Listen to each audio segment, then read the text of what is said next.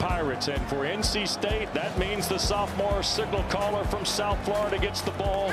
C.J. Bailey is back after a terrific finish to the 2024 campaign. And there's the all-time winningest coach in NC State football history.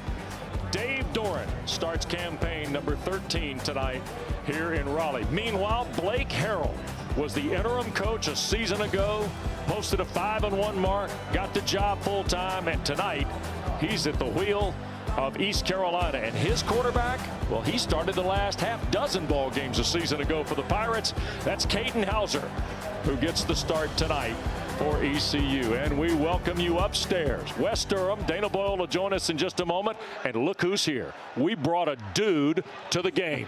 Steve Addazio joins us on ACC Network Primetime. And, Coach, I don't have to tell you, they've been waiting a long time to play tonight, haven't they? I'll tell you what, you get out of preseason camp, you want to get to the game. And the energy in this stadium tonight, when those players came out of that tunnel, you could feel it up here. And I'm excited, man. I can't wait for football to start. It's here, the best part of the year. Yep, great to have you with us. And we're good to see Bailey here tonight for NC State. And Steve, the coaches could not say more about his development, his ascent as NC State's quarterback. He is a really gifted thrower.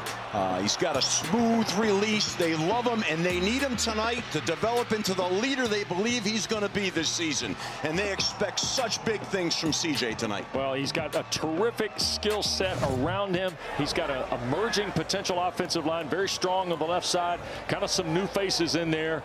And I'll tell you what, those last two games a year ago, 72%, 5 touchdowns, 2 interceptions. He was terrific. Yeah, he's going to just get better and better. He's got great skill around him at the running back position, at the wide receiver position, at the tight end position. So he's poised to have a great night. East Carolina won the toss. NC State's going to get the ball first. The Wolfpack wearing their City of Oaks jersey here tonight to open the 25 campaign. Duke Scott is deep to return for the Pack. Redshirt freshman from Stockbridge, Georgia. And East Carolina will kick it from right to left as we open the ball game. And Scott will watch it sail through the end zone, and let's join Dana Boyle. Well, you guys talked about C.J. Bailey and how dynamic he is in and out of the pocket, but let's not forget last year he was 17 years old when he was thrust into a starting role. Now he feels like being named quarterback one at the start of the 2025 season. It's his team. He's got a newfound confidence. He's been named captain, the youngest under Dave Doeren, and he's thinking less and reacting more. He understands protections more under center, and his teammates, they love being around him, most importantly, guys. Well, it's going to be interesting, Dana, thank you, to watch C.J. Bailey. And now Kurt Roper is the offensive coordinator for this NC State Wolfpack. Smothers in the backfield with Bailey, and away we go from Raleigh. And here is Hollywood on the first carry, trying to get to the edge. He'll pick up 5 before he got tripped up by the corner, Lowry. Kurt Roper, Wes, is going to start to get that run game going. And they want to make sure that Hollywood has a chance to really pop through there and be the dynamic player, home run hitter that he can be. Smothers a year ago, just 571 yards, averaged less than 52 yards a ball game for the Pack. Bailey on second down and a long 4. There's a slant route and the catch for Keenan Jackson. Out to the 41-yard line. Danga, the linebacker, makes the tackle after a gain of 12. So what they're trying to do is run the quick game here and get the ball in the perimeter as fast as they can. Nice job of execution.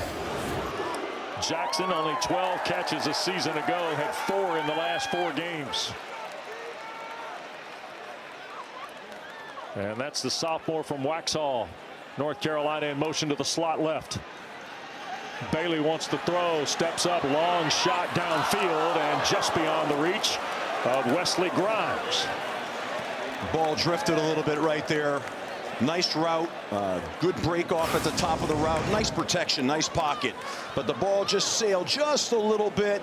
He made a great effort to make a one-hand catch. Jonathan Jean was the closest Pirate to Bailey, or to Grimes rather. So second in the full 10 for the Pack. That is Joe Lee, the tight end, in motion. And here's the give to Smothers. Made two miss. Hollywood to midfield. Down the far sideline. Flags thrown on the play as Smothers is chased out around the 22 of ECU. 36-yard run, but marker might be in the neighborhood of a hold on NC State. Watch that move right there. Like, whoop, whoop, he's out. He bounces it, takes it to the perimeter. He's down the field. Looks like they're going to get a little bit of a holding penalty on the perimeter. Charles LaMartina is the referee tonight from the American Conference.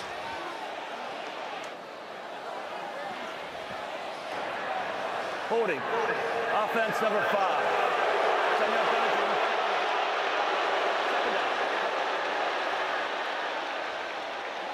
So the spot of the foul was at the 39-yard line. Crowd seeing a replay on the video board here, and it is 2nd and short here for the Wolfpack. Duke Scott has come in to spell Smothers. They also have plugged in Dante Daniels and Cody Hardy, a couple of tight ends here, Coach, for 2nd and short. And here goes Duke Scott, and boy, the Pirates fire through. Danka, the linebacker, sliced him down for no gain, and so did Jamarly Riddle, the safety. Another look here on the hold against Noah Rogers. You know, it's he's got his hands inside really well. He should have probably let go just a hair earlier, but that's a tough call to make right there. 3rd and short now for NC State. Pack was 37% a year ago, 11th in the ACC, 95th nationally. Smothers is checked back in the ball game. Joe Lee is like a wingback, strong side look in the eye, and there goes Bailey for the sneak and an easy first down. When you're 6'6", Steve, doesn't take much, right? Yeah, Wes, and you know they're smart to run a QB sneak there. They saw East Carolina had 4 down, left the center uncovered. They knew they'd bring a little pressure at the wing, and they just cut right through there for an easy quarterback sneak. Really well done. And Kurt Roper using a little tempo here. No huddle operation for the Wolfpack. They keep the personnel.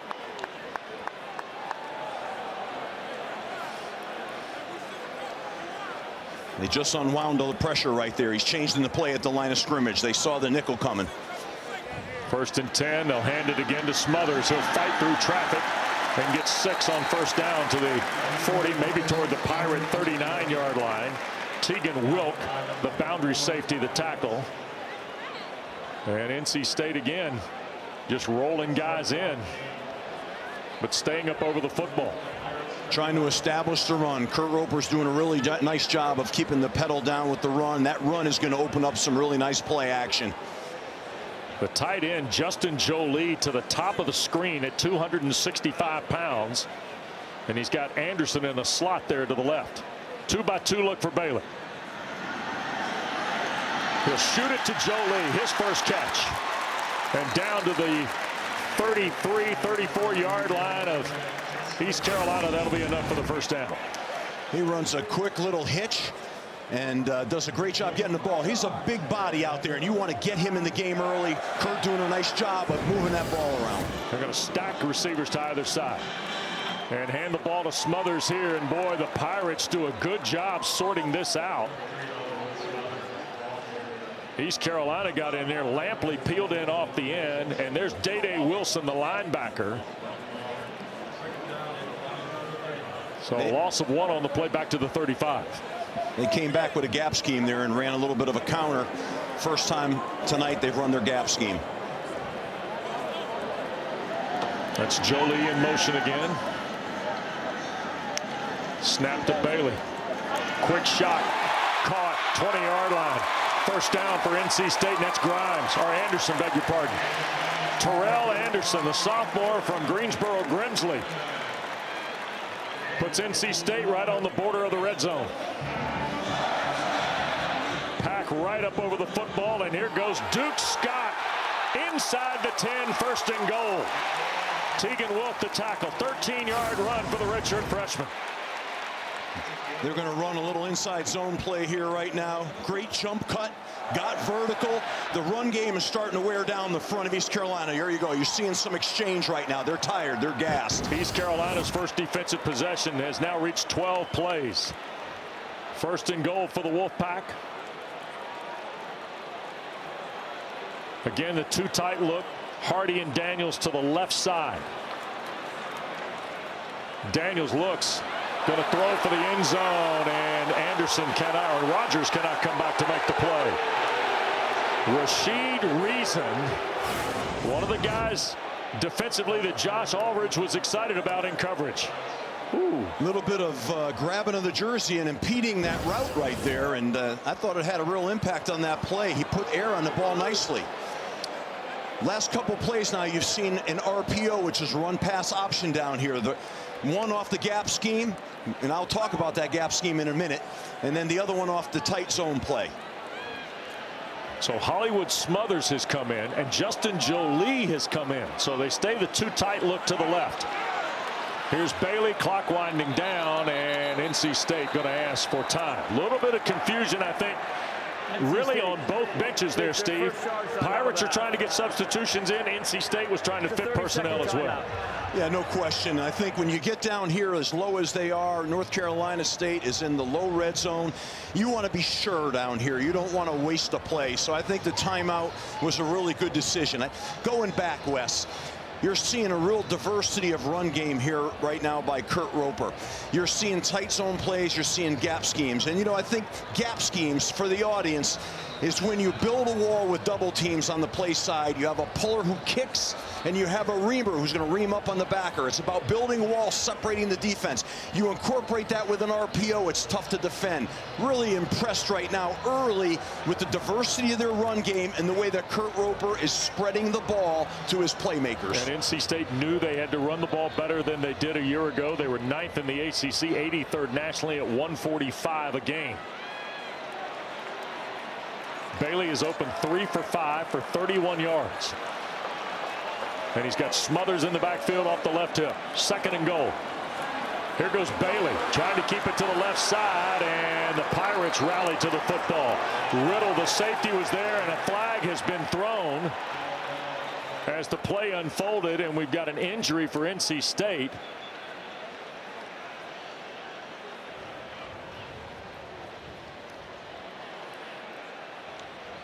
And it looks like after the play was over, a personal foul, unnecessary roughness, offense number 54. 15 yards empty, and the dead ball spot, the down counts. It's third down. the injured player is the one that was penalized, Teague Anderson. A transfer from Utah State shaken up as we take a break in Raleigh.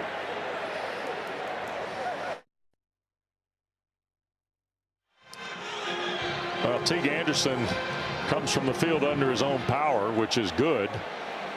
However, the penalty on Anderson pushes the ball back to the 22 here for third down and goal to go for NC State. Just a real foolish penalty. You know, those are those bad decisions. They're not talent issues, and they really can bite you. But we wish nothing but the best for him and hope he's going to be healthy. Yep. Bailey in the gun, 3 to the field. Comes back, shoots it inside. Here's Smothers trying to make a guy miss outside the 10. Brought down shy of the 11. Jonathan Jean, the tackle. 11-yard play. And here comes Nick Konachinski, a redshirt freshman from Matthews, North Carolina, who was once referred to as an interesting prospect. Well, he's won the kicking job in what was a fairly hotly contested battle, it sounds like, according to the NC State coaches and Dave Doran. So Konachinski trying to get his career underway with a 29-yarder to give the Pack the lead. And the kick is good. So State had a red zone operation. Penalty sidetracked it. Konachinski covers it with the field goal. East Carolina touches it next. 3-0 Wolfpack.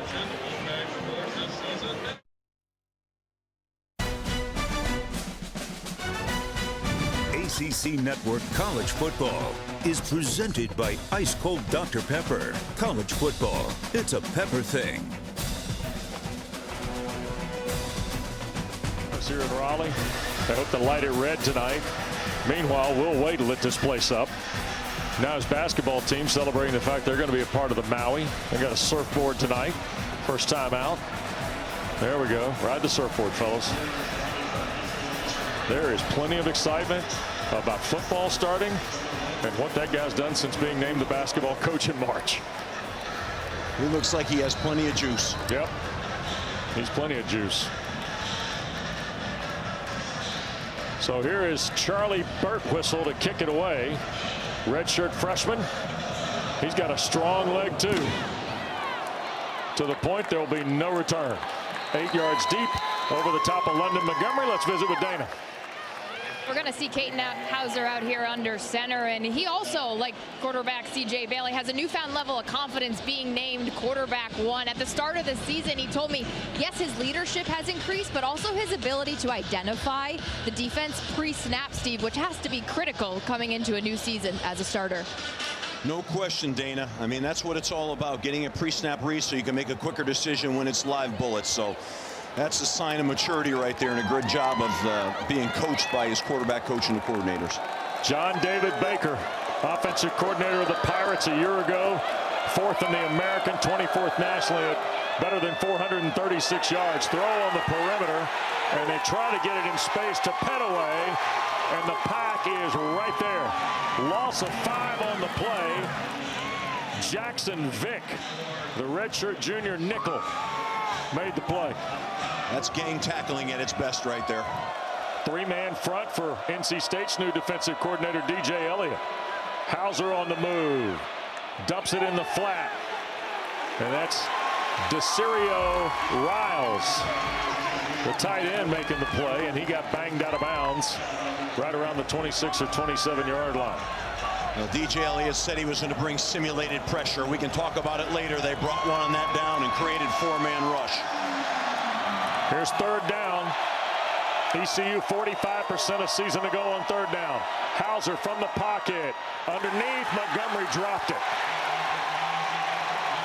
Nice job of checking it down. You know, Caden Hauser saw that coverage was deep. He checked it down. Might have had a shot at the 1st down. Real mature play right there. Unfortunately, the ball was dropped. A.J. Richardson there for NC State. And now, Steve, Blake Carroll's team defensively was on the field for 15 snaps, including the field goal. Offense goes 3 and out. That defense got to come right back now.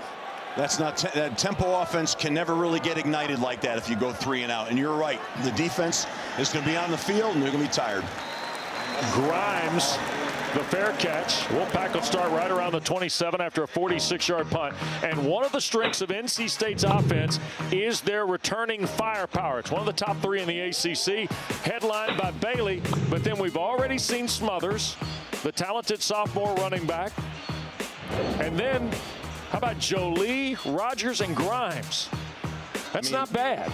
No, they're explosive, good players, and we're seeing Kurt Roper get the ball out to them and incorporating him in the game plan. I'm sure he'll continue to expand that. And that's what it's all about. Make them defend it all. Halfway through quarter 1. And Smothers with Bailey in the backfield. And here goes Hollywood Smothers trying to step away. A great run pursuit there. And that's Damian Wilson. Day-Day, a play behind the line. So they jumped into Bear defense, East Carolina, and Bear is to stop the run, where you cover the center, you cover both guards, and you cap both edges. It's a run-stopping defense, and they created a negative yardage play there. Nice tackle. Wilson had just 28 tackles a season ago. 10 of them came in the last 2 ball games for the Pirates. Here's Bailey, sidearm throw. What a catch! Jolie turning the corner to the 30-yard line. What a grab by the 6'3", 263-pound tight end here. 2 athletes, the quarterback, and obviously Jolie here with a tremendous reception. But watch him on the sideline. One-hand catch, which is unbelievable. Then watch him put his foot in the ground and get vertical. That's a sign of a heck of a player. 2nd down, or 3rd down rather, and about a half dozen here after the 2nd down catch by Jolie. Pirates bringing pressure. Bailey to his right, thought about it, shoots it back across the field. It's caught. 1st down at the 40-yard line. Noah Rogers holds on for the conversion. Yeah, you hate to see him throw across his body like that across the field, but you know, when that's what good players do, they can see the whole field. He was real shifty when getting out of the pocket, kept his eyes down the field. Well done by C.J. Bailey.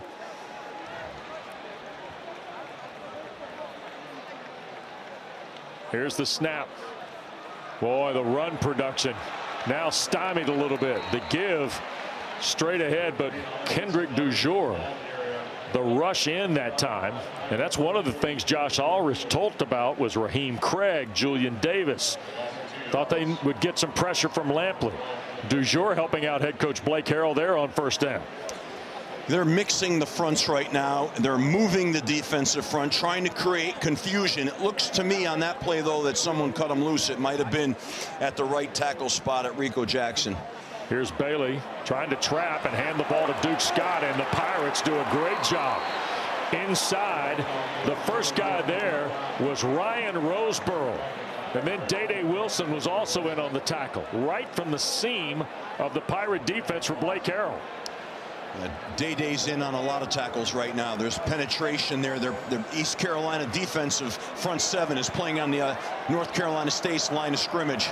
And that's not what you want to have happen. Putting you in a long third down. These aren't great manageable downs here. They'll probably bring pressure here. Third down and 13. Bailey trying to see if he can pick something up on what's happening. Here come the Pirates. Bailey underneath. The catch is made. Grabbed by Anderson, and he's knocked on the button by Wilk right around the 40-yard line. And NC State snaps it 4 times, and now they'll punt it away. They brought double B blitz. Both inside backers came through the B gaps and penetrated. I thought C.J. Bailey did a nice job of checking it down, but I thought East Carolina's coverage played high to low, collapsed, made the tackle, put him in 4th down, kicked the ball. Nice defense. Caden Noonkester, 43.6 average a year ago, net of under 40.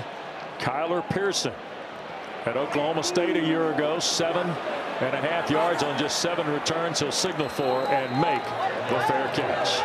41-yard punt. Pirates will get it back. NC State 3, East Carolina nothing.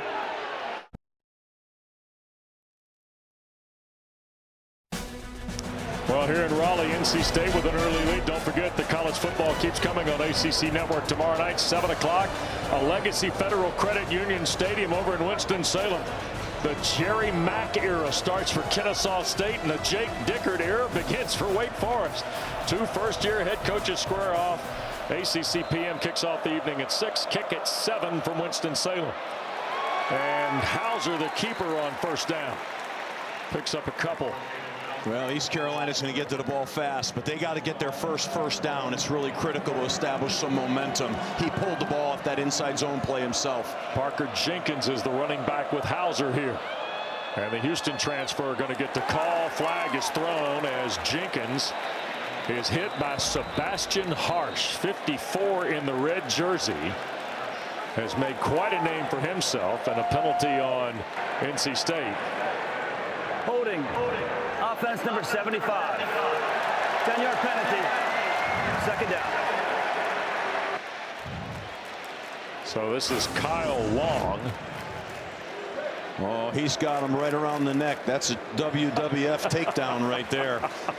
You know, that's not real hard to see. That play wasn't going anywhere, though. That was defended. They tried to run it. Once again, a counter gap scheme, but NC State penetrated. 2nd down, almost 20. Jet sweep coming to the near side. Petway, they tried to get it in his hands a couple times. He's going to slide down at the 11. Caden Fordham, and now a flag's been thrown. I think they're going to get a late hit here on Tervali Price of NC State.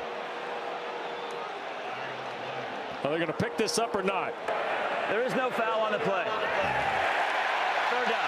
Good call. That was not a foul. That's a good call by the official, making it right.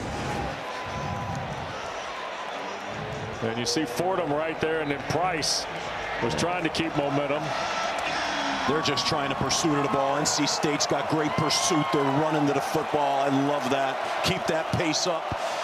Big third down now. You got to be careful here now. 3rd and 20. Don't do anything foolish with the ball. Hauser from the pocket. Pressure coming to his right. Sails it across the field. Yannick Smith the catch. Helped out of bounds by Devon Marshall. That's a nice one-on-one tackle by Devon Marshall with a lot of space. Well defended. Good pressure on Caton Hauser. Flushed him from the pocket. Threw off his back foot. That's dangerous. Good defense. Should get, North Carolina State's going to have good field position here. There are 3 and outs for DJ Aleut's unit, Steve. Yeah, great job getting them off the field. But, you know, East Carolina's got to establish some offensive momentum here and get their first down. Ryan Levy to punt it away again. And Grimes signals for and makes the fair catch right around the 39-yard line with 2:04 to go in this first quarter. 43-yard punt by the Duke transfer, who did not play at Duke. He had 30 career games as a punter at Furman. Did Ryan Levy. And here's C.J. Bailey in possession number 3 for the Wolfpack. Kind of seen both ends of the spectrum. A 15-play drive, got a field goal, 5-play possession resulting in a punt. And now they're going to start the Wolfpack are from their own 39-yard line. East Carolina's really committing heavy to the run. I wouldn't be surprised to see the ball, whether off a play action, get down the field here. Joe Lee, the tight end, in motion. Bailey with time, long throw, catch made near midfield. Trying to spin away from traffic, the Wolfpack. And the long throw to Teddy Hoffman, true freshman from Delray Beach, who enrolled here in January. Nicely done, 10-yard strike.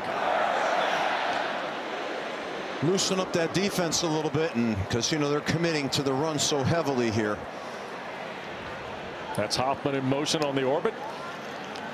They'll get it to him this time on the perimeter. Caught it on the run, and boy, got tripped up and dropped nicely, and that was Lowry. Jordy Lowry has been consistent as a tackler from the secondary for Blake Harrell here early. That was he defeated that block out on the perimeter. I mean, that was really physical because that play had legs. But when you knock that block back like that, it bubbles the receiver catching the ball and really kills the play. Well done on defense. 65 seconds to go in this first quarter. 2nd and 9 for the Pack, and here's another quick throw. Look at Hoffman. This is an ISO package for him. That's a throw of right at 5 ahead of Rashid Reason. So it'll be 3rd down and a long 4 here. How about Teddy Hoffman? Seeing a full house in your first college game and touch the rock 3 straight times, Steve. Well, these are RPOs. They're not called to him. These are coming off that run game right now, both of the last 2 plays, and they're just taking advantage of the off-soft coverage out there in the perimeter. This might be a 2-down territory here to get a first. That's Hoffman in motion again to the wide side. Snap to Bailey with time again. CJ in the pocket, going to shoot it down the field, and it's caught. Oh my goodness, the rookie Hoffman. Son. 1st and 10 at the Pirate 18-yard line on a 27-yard throw and catch. Watch the mobility in the pocket by C.J. Bailey. Doesn't panic, keeps his eyes down the field, hits the corner route, really accurate. Nice job. My goodness, we heard Teddy Hoffman might be a factor. He's made plays. NC State's had the ball more than 12 minutes in this first period. You're seeing the immersion of a quarterback here, Wes. It's exciting. Coach Harrell, what has your attention as we move to the second quarter? Yeah, thanks, Dana. The big thing is we got to keep getting stops defensively, get off the field. You know, he's getting some freedom back there. We got to get it to the quarterback. He's throwing the ball down the field. And offensively, we got to move the sticks a little bit. You know, once we get in the rhythm, get things going, I'll feel fine. But we got to do that first. Thanks, Coach. Thank you. And NC State operating now at East Carolina's 18. 3-0 Wolfpack. We go to quarter 2 here in Raleigh. Bailey, another play fake, going to shoot it out in the flat here. Smothers, first guy missed at the 15, and he'll pick up right at about a half dozen on the throw. Ryan Roseborough comes out of the defensive tackle stance to make the play. Steve, why is NC State this tempo now? We thought we might see some. We're seeing a whole lot here in the first quarter. Well, I think when you start moving the chains, you get your first down and you're running the ball like they are. You want to keep that defense on the field. You want to wear them out and press them. And I think that's really a good strategy. C.J. Bailey's hit 5 in a row. Now 12 of 14 in the ball game. Pistol set here, hand it to Smothers at the right side, trying to turn the corner, and boy, a lot of damage over there, and the Pirates are able to get him to the ground. You know, Xavier McKeever. They're either lining up in that Bear defense where they cover the center, or they're running to it. What I mean by that is they're taking the inside backer and plugging him. So they're adding a lot of players there. See, he just plugged the A gap. It's tough to run the ball in there. He's probably going to have to get some play action down here, or some drop back, but he's probably going to have to throw it here. 3rd down and 3 at the 11. They've got to get to the 8, break the 8 for to be 1st and goal. Bailey keeping it, got a block from Smothers. C.J. Bailey scores. Touchdown for NC State.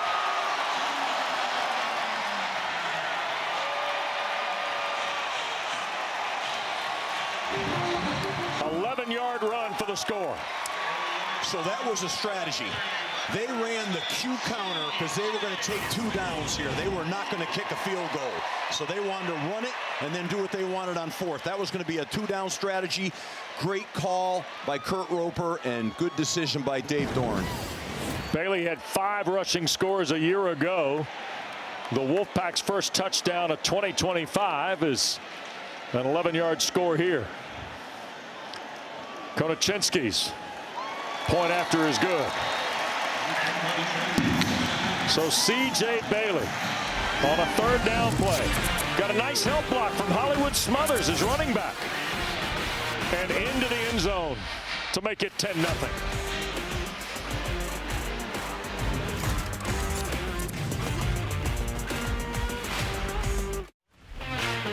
10-0 NC State, and the sophomore quarterback from South Florida has been special. 5 for 5, 49 yards. A lot of it to the freshman Teddy Hoffman before he got the touchdown run on his own. Yeah, I think you're seeing really great development out of CJ. I like his pocket poise. I like his eyes down the field. And I like the fact that he had this run right here where it's a demeanor run. Look how he shows a little wiggle, but watch him lower his pads to get in the end zone. That shows his teammates his toughness. Kick will bounce around the 10-yard line, and here comes London Montgomery back upfield with it for the Pirates. Full head of steam. Pretty good return out toward the 35 for Montgomery. But Steve, we had expectation of what Bailey might do after following the end of the 24 campaign. Based on that expectation, what have you seen that you like the most here in the first 3 drives? His poise, his leadership. He's not flustered, and now I saw some toughness. I think when you put those things together and his good decision making, he's off to a good start. Perfect on that last drive. And now here's Caden Hauser. And just as Blake Harrell told Dana, East Carolina now almost has to generate their own. They've had 2 3-and-outs. NC State scored 10 points in their first 3 possessions. Here's the give, and this is Marlon Gunn Jr. And he can't quite get started because 54. There is Sebastian Harsh. He arrived in May, grad student from Scottsbluff, Nebraska. Adazio, they went to Wyoming in the portal and got Sebastian Harsh. Well, I'll tell you what, that Wyoming program's put a lot of players in the transfer portal, and they do. Uh-oh, snap over the head of Hauser, and he's just going to fall on it back near the 10-yard line. Unforced error. Darius Bell, who started 6 ball games a year ago, sailed it over the head of his quarterback in a loss of 23. Yeah, it's just one of those launched high snaps where you your butt comes up in the air high and the ball lifts and you flick it with your wrist. He might have been seeing something late, caught his attention. That's the center there, Darius Bell, but that's not good. So now it's 3rd and a zip code. On the perimeter, try to get it in Petaway's hands again. He's got a lot of speed, and they're trying to create space. But NC State gets Marshall out there defensively. And another 3-and-out for ECU. It's another 3 and out. It's a demoralizing 3 and out. And once again, now you're going to punt the ball from your end zone, given great field position. North Carolina State's playing on the short field. East Carolina's playing on the long field. That's never a good combination.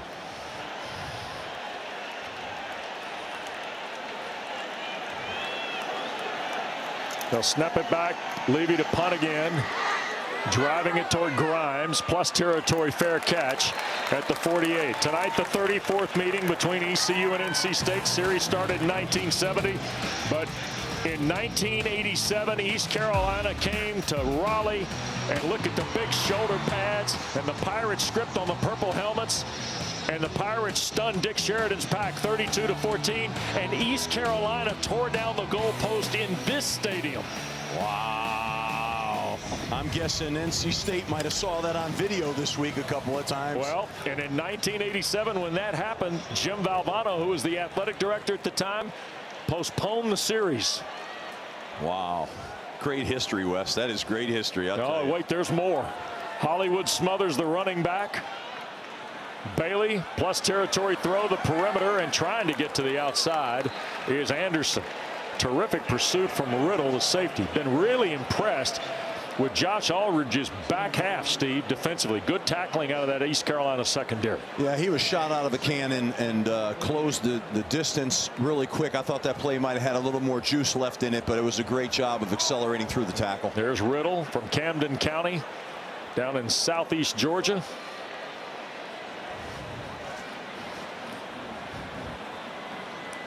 Here's the snap to Bailey. CJ gunning middle of the field. That's caught in stride.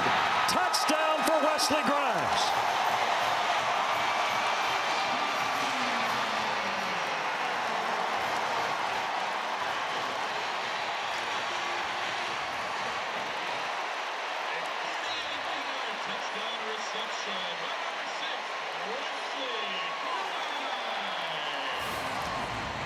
And in 2 minutes and 30 seconds, NC State has scored 2 touchdowns. That's one of those plays where Kurt Roper said, Coach Dorn, I'm going to take a shot. And he said, go ahead. They max protected it. They put the ball vertically down the field and got an explosive down in the high red zone. Koloczynski the point after. And the Wolfpack now leads 17-0. Almost 4 minutes gone. Second quarter in Raleigh. C.J. Bailey's run for one and now thrown for one.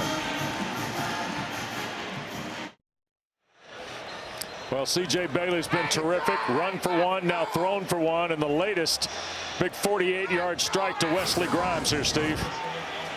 They ran a nice vertical route combination here.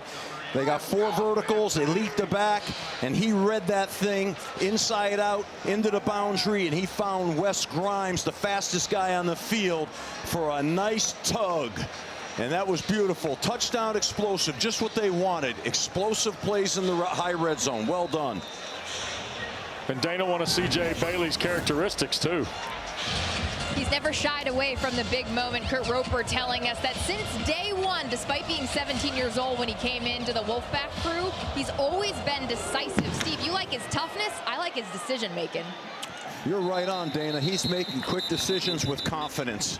And that's what they talked about, the things that he worked on in the offseason. And you can see it on display, but you're right on the money. All right, so great balance out of the NC State offense here so far has led them to this 17-0 lead. Now DJ Elliott's defense, who's forced 3 straight 3-and-outs, they're probably going to take some heavy artillery shots here from East Carolina. Hauser and the Pirates, if they're going to hang around tonight, they got to find a way to create their own here, right? They do, and what DJ Elliott's doing is bringing the simulated pressures that are so popular right now, which really means is their second-level player, a linebacker or safety, is creating the 4-man rush.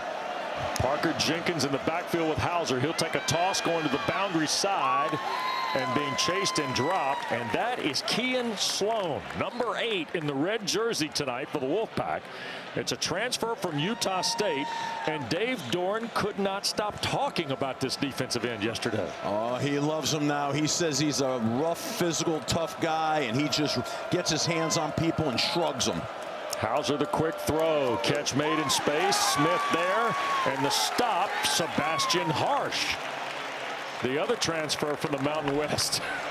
That was one of those simulated pressures again. So DJ Elliott is going to try to confuse the front and confuse their protection and try to free somebody up.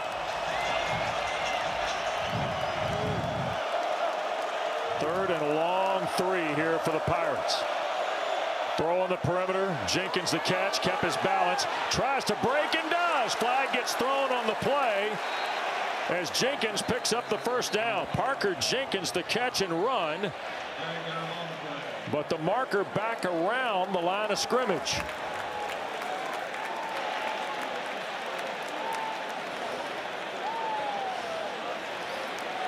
Charles LaMartino is our referee from the American Conference tonight.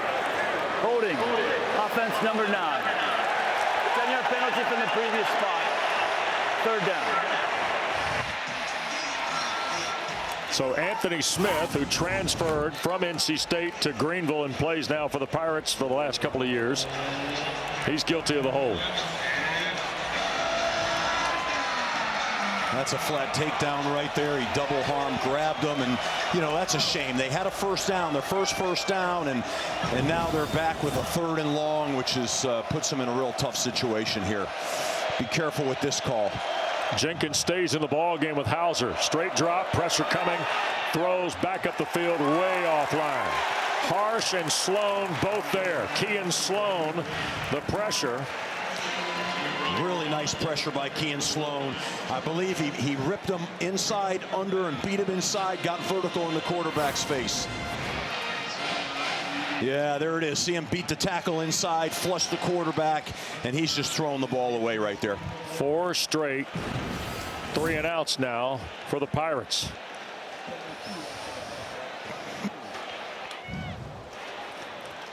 Grimes, who caught the touchdown pass, fair catch made at the Wolfpack 40-yard line. Don't forget, all day Saturday, we're here for you on ACC Network. Start at noon. Pat Narduzzi brings Pitt to the turf at Acrisure to meet Duquesne. Then at 3 o'clock off to Louisville. Cardinals welcome Tom Luganville's son Quaid, the long snapper of the EKU Colonels, to Derby City at 3 o'clock. 6 o'clock, Coastal Carolina visits Virginia. And then Coach and I and Dana will be in Big D. Presented by ServPro, East Texas A&M, in their first ever meeting with number 16 SMU. Full day of football right here on ACC Network, and always available now for you on the ESPN app. And here's a takedown behind the line by Danka on the give to Hollywood Smothers. Terrific play by the Pirate linebacker from Lorton, Virginia. Somebody cut him loose. He should have been accounted for in that zone scheme right there. But he came flying through unblocked. So you got a negative yardage play. That's one of the things they did last year. They're trying to get rid of this year is negative yardage plays. Smothers has been cut down on his last 4 carries behind the line. Here's Bailey to throw. 4-man pressure from the Pirates. CJ had his arm, I think, clipped as he cut it loose on the way to Joe Lee. J.D. Lampley, number 9, coming off the edge for the Pirates. Bottom of your screen here. So he's shimmying up in the pocket right there, and Teague Anderson is sort of getting bent back into him and got his arm hit. You know, we're wondering if Teague is still feeling a little bit in that leg and doesn't have the same power. 3rd down and long now. That's Smothers going wide to the right. They're going to get it to him in space. Trying to ride a block. He'll get to the 40, and good tackling by the Pirates at the 41-yard line. Kevon Merrill, sophomore from Cordele, Georgia, makes the play, and that's the first 3 and out of the night for the Wolfpack. Yeah, that's exactly what East Carolina needed, and that was really a good open field tackle on a very elusive back, and made a really good stop on defense and gives them a chance to get this ball back here. So here's Noonkester to punt it away. Kyler Pearson, the Oklahoma State transfer, deep. And Noonkester sets that one free, and it'll bounce into the end zone. That is 60 yards on the punt. Well, we told you there have been moments in this series. The 92 Peach Bowl. Oh, look at old Fulton County Stadium. And that's Jeff Blake. Pirates had a big deficit going to the second half. Blake brings ECU back, and then this is the one they still talk about all over the state if they wear purple. You can paint the Peaches purple. Luke Fisher, the touchdown, a final field goal try by the Wolfpack, was off to the right, and East Carolina won 37-34. Now on the punt by Noonkester, there was a penalty. There are fouls by both teams on the play. Illegal formation, offense, more than 4 members in the backfield. Holding, receiving team number 7. Those fouls will offset. 4th down. So they're going to replay what was a 59-yard punt by Noonkester. That's a nice break for NC State. They want to see if they can get this thing inside the 10. Somebody wasn't on the line of scrimmage. Got to move up for NC State. Steve, you got to live with kind of the unforced stuff in game 1, don't you? I mean, you don't want them, but they're there. They're there. Those are the mistakes you're trying to squeeze out. They happen a lot usually in the first couple of weeks. It's not uncommon for a punt team. These guys you see in the front in the box right here, one of the tackles might have been a little too deep, and they're not breaking the plane. There you go. They moved up. You can see it. So here's Noonkester again. And he'll drive another one. Boy, this one's hanging high. Pearson will run off. It's going to check and bounce in again. Another 59-yarder from Caden Noonkester. Not getting that nice back bounce right there. You know, he's 2 punts in a row with the top spin heading into the end zone. So the Pirates will load it up, trailing 17-0.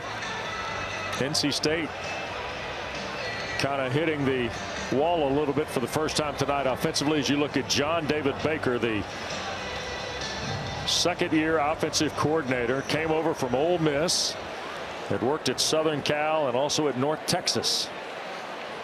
This is West, where what you need to do right now is, you know, David Baker has got to go back to the start and say, okay, let's restart this game right now and let's do what we do best. And they try to get the ball in space again. Mike Wright, the second quarterback, comes in the ball game, takes a handoff from Caden Hauser, and loses 4. Yeah, that was a misread by Caden. He should have pulled the ball and ran it. He gave the ball when the defensive end was up the field. That's a misread. Wright playing at his 4th school in his college career. Here's Hauser fighting upfield, and he got a big paw early. Chase Bond, I think, got a hand up there to slow him down, and then they polished him off. It looked like Chaz Wallace was the first guy, and then Bond. That was a good call. You know, they're against drop 8. The defense, North Carolina State, was dropping 8 players. Run the quarterbacks good, but the defensive line for NC State ate up the offensive line from East Carolina, and 3 men swallowed them up.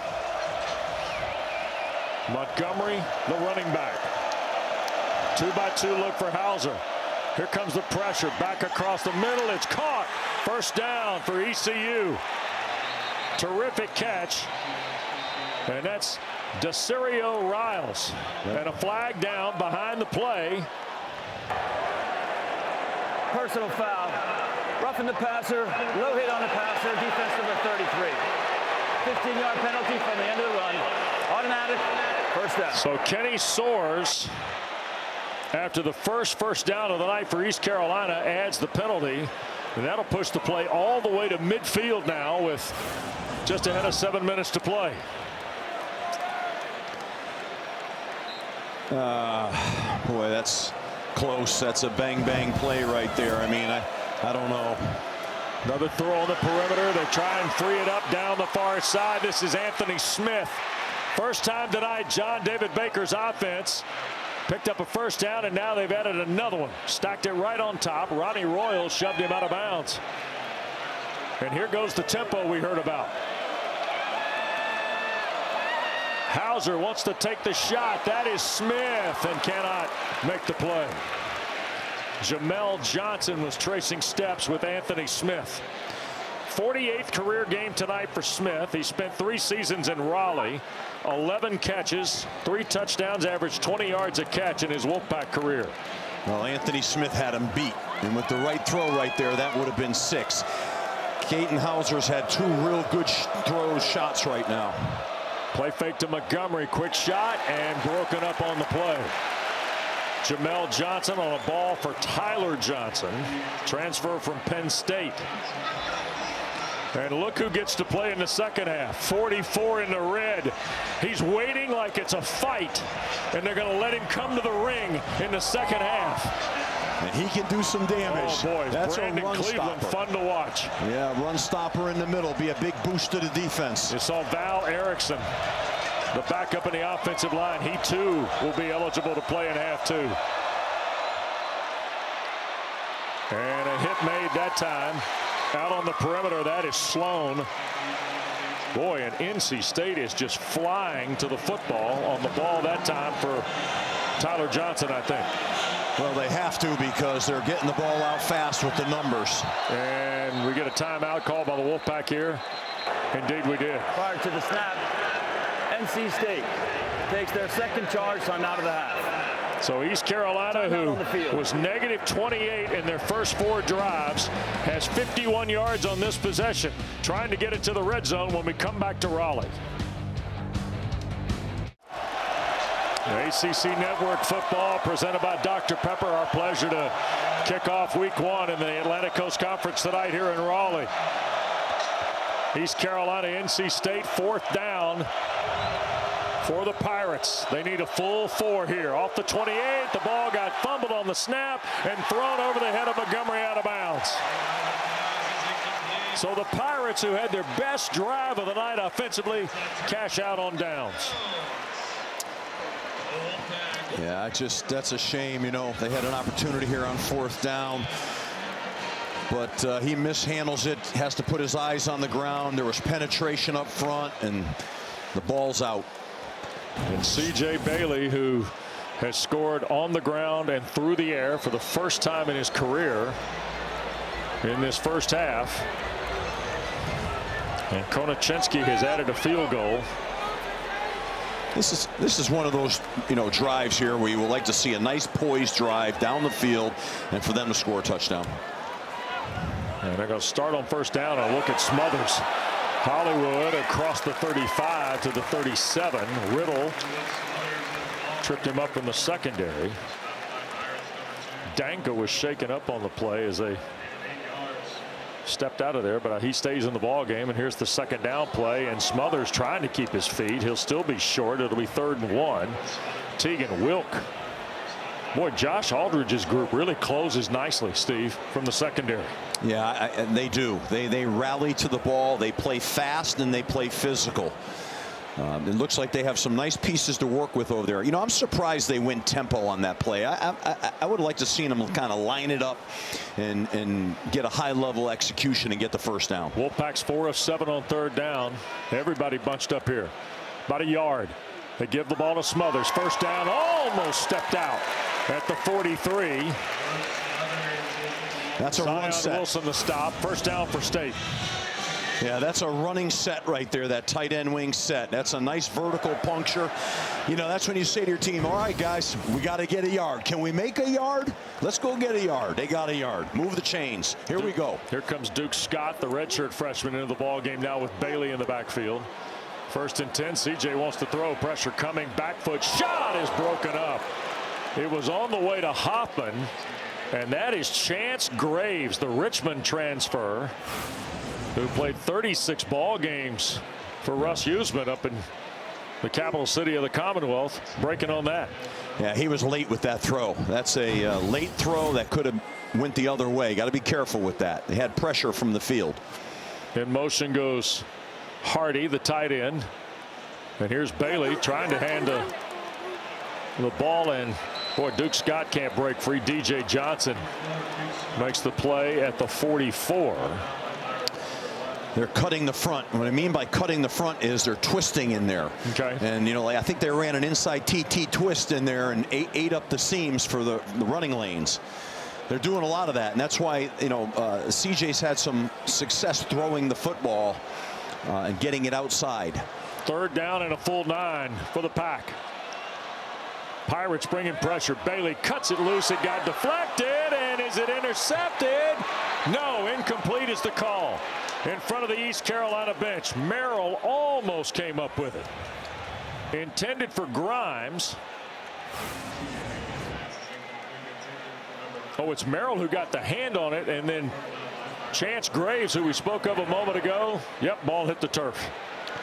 What a play, though, huh? Yep. I mean, look at the outstretched arm right there, knocking that ball up like that. I mean, they're playing hard on defense, Wes. You got to give credit to East Carolina and John Aldridge. Previous play is under further review. So, Charles LaMartino and the American Conference crew here want to look at this, but hit the ground. Right. I don't think they'll be very long here. I wouldn't think so. And that's just one look. Yeah, you're going to see it right here. Hit the ground. Yeah. And you can hear the reaction from the Wolfpack partisans here at Carter Finley. Boy, another terrific crowd here tonight to watch State open their 2025 campaign in Raleigh. You know what? I'm a little surprised. You saw the play action shot for the touchdown. I just think the way they're playing defense, North Carolina State, East Carolina, North Carolina State should. Rolling upfield of an incomplete pass is upheld. 4th down. So Graves just missed it, Dana. Almost interception or not after that play was reviewed. That injected a whole new sense of life and energy to the ECU sideline. Don't think they're going away anytime soon, guys. Blake Harrell, though, with 4:11 to play, trailing 17-0. Remember, he gets the ball to start the second half. Noonkester hanging one high here to the near side. Pearson signals for him, makes the fair catch at the 14. Well, you're right, Dana. They're giving him a little bit of juice. They're pumping a little life in them, and you know, this is where you'd like to try to put a little bit of a halftime knockout down, but give credit to East Carolina, especially the way they're rallying to the ball on defense. Well, and look at the way the ball game started. 4 straight 3-and-outs. You see the minus 28 yards of offense, and then 51 on 8 plays, and they turned it over on downs there. So John David Baker knows exactly the landscape. All 3 timeouts, 4-minute offense. Although his 4-minute offense might have 14 plays in it, the way they want to run it. Bunch look to the field, or the boundary rather, and they're going to hand the ball to Parker Jenkins, and he got hit immediately. 88's Isaiah Shirley. And they're making the stop for NC State. They put that 3-man bunch into the boundary to see if they could get numbers to flick the ball out there and get a nice little long stick run with a throw. But they didn't have the numbers, so they handed it off inside. 4 in the box for the Wolfpack. 2 linebackers shifting.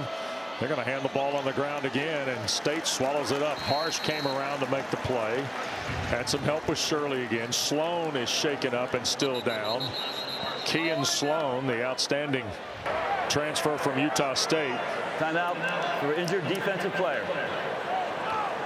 Sloan brings the physicality, and he brings an energy to that front. So he would be a guy that would be missed here. Hopefully he's going to be okay here. We'll see what happened here as Kean Sloan gets to his feet.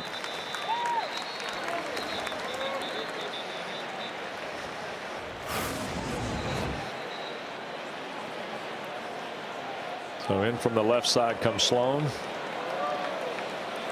little friendly fire maybe there, Coach. Yeah, I mean, you know, his whole body whipped, and a lot of times when that happens, you know, you don't know. It could be a myriad of things, but that dude plays hard, man. He's a hard charger.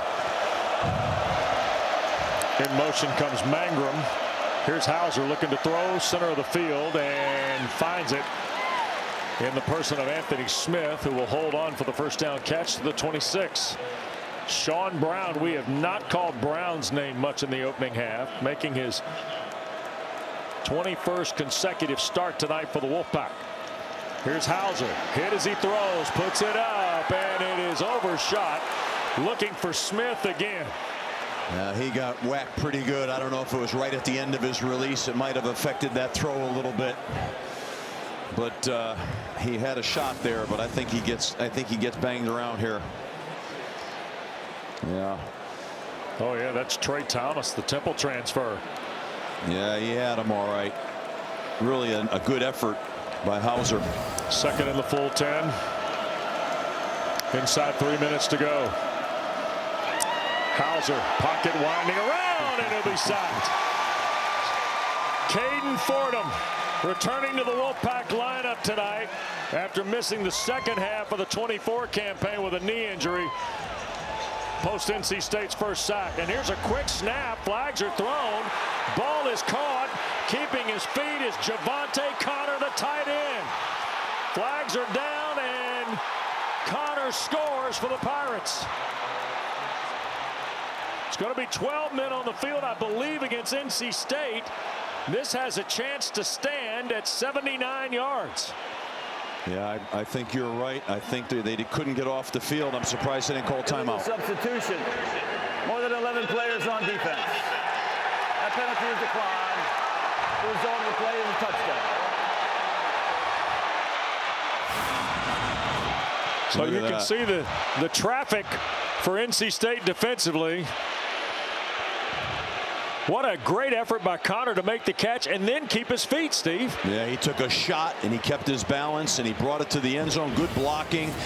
That's a momentum turner for East Carolina for sure.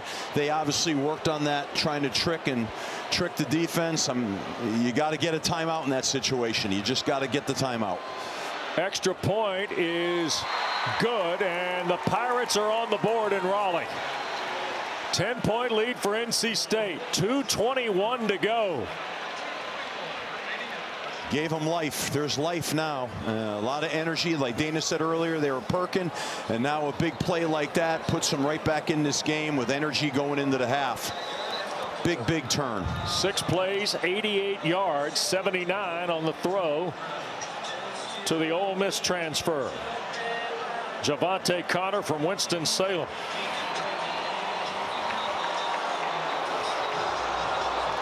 And now all of a sudden, let's see if C.J. Bailey and the Wolfpack have an answer. And the Pirate faithful that are here tonight at Carter Finley up and going for the first time tonight. I was getting ready to talk about Biscuit, Caden Fordham, making that play on defense with a simulated pressure, and before you know it, the tables turned.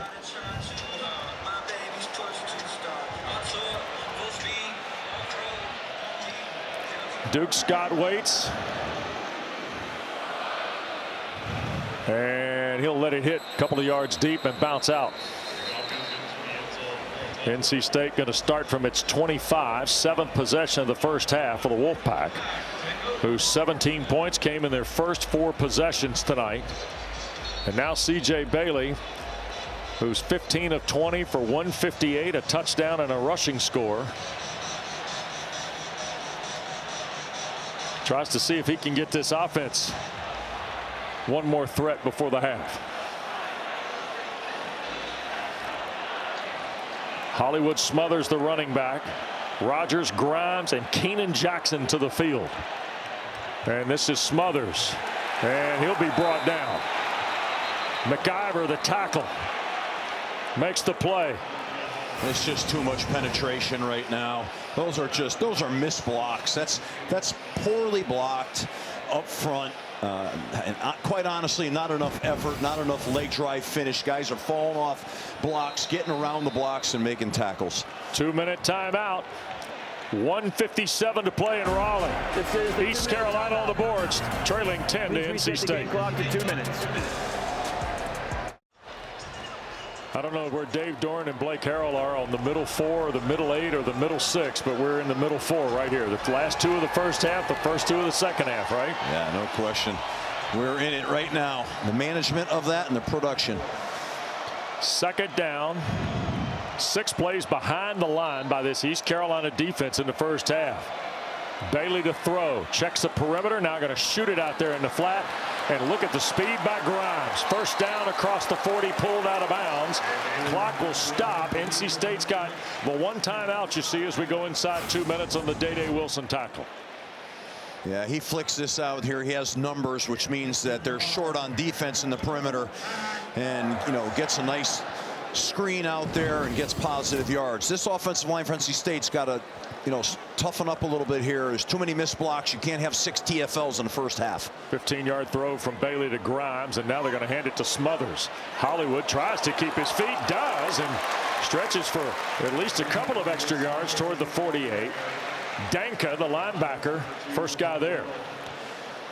Yeah, he did a nice job of bending that play back, getting to the perimeter. And timeout taken by the Pirates, their first of the 3 allotted. Prior to the snap, ECU calls their first charge timeout of the half. This is a 30-second timeout. So 2nd and 1. What is Blake Harrell, former DC of this team, and Josh Ulrich, what are they thinking, Steve? And NC State's got the 1 timeout left and 93 seconds to go here. Well, East Carolina is going to play a run-stopping defense, in my opinion. They'll line up in bear, or they'll bring a pressure, a zone pressure. Now, I think if I'm North Carolina State right now, I'm throwing a play-action pass. I'm going to take a shot here. It's 2nd down. I got 2 downs in my mind to go make a yard. Okay. So I think I might just take a shot on a play-action pass here. You see Kurt Roper, now the offensive coordinator here in Raleigh. He's done a terrific job in this first half. Balance has been sensational for NC State. They're having that conversation on the headset with the head coach right now about that very conversation here. Say, hey, listen, I'd like to take a shot. What do you think? And maybe Dave's saying, go for it. 2nd down and almost a full 2. Bailey going to run it with Smothers, and Hollywood. Smothers got hit head on about a yard in. And that was Zion Wilson, 316-pound senior from Belhaven, North Carolina. Here come Daniels and the Elon transfer, Cody Hardy, into the ball game. And they love Cody Hardy. They say he's a dude now. But I mean, there's an example. They brought a blitz from the boundary, and they outmanned NC State at the point of attack on the last play. Here's Bailey. Got to go get a yard. Hand it to Smothers, and he got to the 49. I think that's enough. Yeah. He breaks the 49. He's got the first down. And it is a first down. Riddle and Johnson were there for the Pirates. And now 56 seconds left. I tell you, though, that's where you'd like to have a little bigger back for that situation right there. To get that little extra fall and not have such a close deal. By the way, here comes Lampley, Preston Carr, McIver rather, back in the ball game, playing up front. Pirates only rush 3. Bailey going to slip it to the far side. Justin Jolie the catch. He's pushed out of bounds over there. They're working the perimeter a little bit because of the pressure inside and the the blitzes, the loading of the box by East Carolina to stop the run. So it's a cat and mouse game right now. Load the box, stop the run, be a little bit soft out in the perimeter.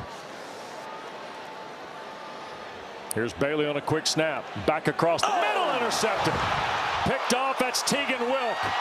And he'll be tackled in Wolfpack territory at the 42. Third career interception for Tegan Wilk.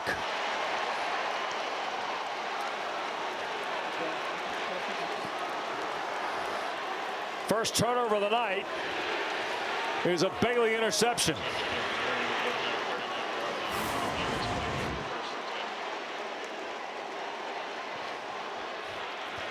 Yeah, I mean, I think this is a bad decision here right now by C.J. Bailey.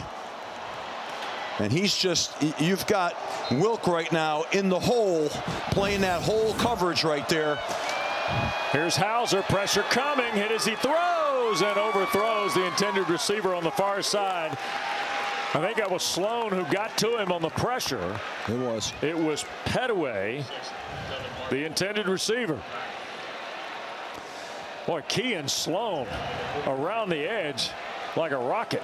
When he bends, a good defensive end, when they bend, they accelerate. And that's what he did. He accelerated to the quarterback. Marlon Gunn Jr. is in the backfield with Hauser. 3 to the bottom of the screen. Hauser looking left, throws, Smith the catch. Falls down at the 24 of the Wolfpack. Ronnie Royal was there. 15 seconds left. Found the hole in the zone. Here's Hauser looking, put it up for grabs, incomplete. Trying to go back to Smith on the far side. Sebastian Harsh got to the Pirate quarterback.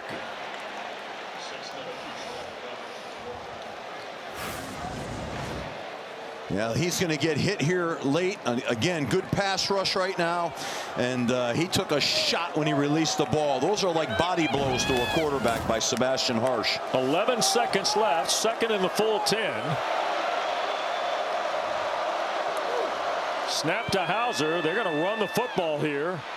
And a flag is thrown on the play as timeout is called. That is Gunn's first carry of the night. And a penalty on the Pirates with 6 seconds left. Well, they saw it. It looked like offense number 69. 10-yard penalty from the previous spot. Second down. So now with 6 seconds left. Remember Nick Mazie. Timeout. East Carolina. Their second charge timeout of the half. 30-second timeout. Nick Mazie is a grad transfer from New Hampshire, Steve. That's who we expect to see tonight. He is beating out the veteran Andrew Conrad, who was East Carolina's field goal kicker a year ago. It looked like the run play was to set up maybe a chance at a field goal going to the locker room for Blake Harrell here. Yeah, I think what they saw was a too high structure on defense. Both safeties high, a light box. They were going to try to get themselves 5 or 6 yards and kick the field goal. But I don't know that you want to run it on that play. I really don't. Oh, yeah, that's a big-time hold right there. Yeah, that's a big-time hold by the right guard. And, you know, he had him in a takedown. There's no time for a penalty. You can't give away those kind of yards for the field goal attempt here. So the Pirates have 1 timeout left and 6 seconds to go. Wow. This is potentially the final play of the half here. Yeah. Hauser going to make a quick throw, and it's dropped by Connor. So it's now 3rd down. Javante Connor, or Riles, beg your pardon, 6 not 8. DeCerio Riles. And now this is a 53-yard try,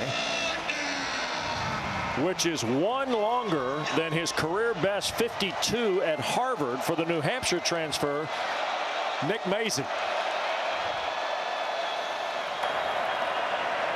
NC State takes their 3rd and final charge time out of the half. This is a 30-second timeout. Going to freeze the young guy. They're going to freeze him here, put a little pressure on him. You know, that was a good call, but a risky call by East Carolina. They knew they had to get the ball out quick, and the receiver was obviously told, get down immediately. You know, because you know, you think you can get a play run in you know, they had 6 seconds. They had 2 extra seconds from 4, so it was a little risky, but they knew what they were doing. If he caught that ball, though, it would have been close. He had a 52-yarder at Harvard. He's a 77% field goal kicker in his 37 career games coming into tonight. 53 yards to see if ECU can cut it to a touchdown here at the Horn, and it is short. And the half is over. The missed field goal from 53. But the Pirates are on the board. NC State, who scored 17 points in their first 4 possessions, gave up 2 big plays in the throw game to East Carolina, and the Pirate defense able to get a little leverage in the run game against NC State going to the locker room here. That's exactly right, Wes. And you know, they really had a pass and a penalty and sort of a fake trick play, but they're right in the middle of this game. So the Wolfpack will have the kickoff to East Carolina to start the second half. But before we get to break downstairs, Dana is with Dave Doran. Coach, that second quarter, a bit of a momentum roller coaster. How would you assess the performance of your group? Well, I thought we played a good first half. You know, turning the football over is something we can't do. We got caught substituting on their touchdown play. That's on us as coaches. That's not on our players. We should have tackled them. But we played pretty well. You know, just cleaning up little things, playing hard. We got to get our run game going. I thought our run game was really good in the first quarter and didn't exist in the second. So just got to get back to what we were doing earlier. You get the sense that ECU is not going away easily. What's critical to start the third quarter? Yeah, I mean, they're a prideful program. They're going to play hard. It's going to be a 4-quarter or more game. We know that. We got to go do what we're supposed to do. Thank you. All right. All right, Dana, thanks. Thanks to Dave Doran for the visit. His team is up 17-7. Stay tuned. Justin Walters, Bryce Love, Dave Clausen in our ACC Network studios after this. Welcome back to Raleigh. We get ready for the second half. Dr. Pepper presenting ACC Network football primetime tonight. Wolfpack and the Pirates, 17-7. NC State as we get ready for half number 2 in a moment here in front of a sellout house tonight at Carter Finley Stadium in Raleigh. We welcome you back upstairs. Great to be with Steve Adazio tonight, West Durham. All right, we saw momentum shifts in his first 30 minutes of play. Boy, C.J. Bailey, though, was terrific. 17 of 23, 175, a touchdown, and maybe one bad throw, the Tegan Wilk interception, Coach? That's accurate. He's played very well in the first half. You know, you see some of the plays on replay here. He starts out with an RPO here and is able to get the ball out quick into the perimeter. Now he's flushed out of the pocket, keeps his eyes down the field, and finds a receiver for a good connection. And then they run the Q counter with the tailback lead. He has physicality, he has shake, and he has demeanor. And then a drop back route, 4 verticals, and they hit Grimes down the field for a touchdown. You saw an array of different skill sets there. Nice job by C.J. Bailey. All right, but Blake Harrell's team got the touchdown on the long play, the trick play, late in the first half, right?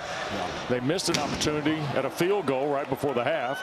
Now they're going to get the ball starting on their own 25-yard line. Let's check with Dana before Coach gives us the thought here. Dana? Yeah, well, I spoke with Coach Harrell, and he said, we're not hitting the panic button. We knew we would face some adversity. He said it's a 4-quarter game, and we're prepared to play all 4 quarters. He said we need to affect the quarterback and C.J. Bailey better. We got to be better on third down, and we got to run the ball. You have to imagine, guys, that they're going to connect here on a big play offensively. It's just a matter of time. They've had shots, Steve. Well, Dana's right. You know, they've gotten behind NC State in the secondary. There's been some open targets, and I feel like they're going to connect on one of these deep balls as well.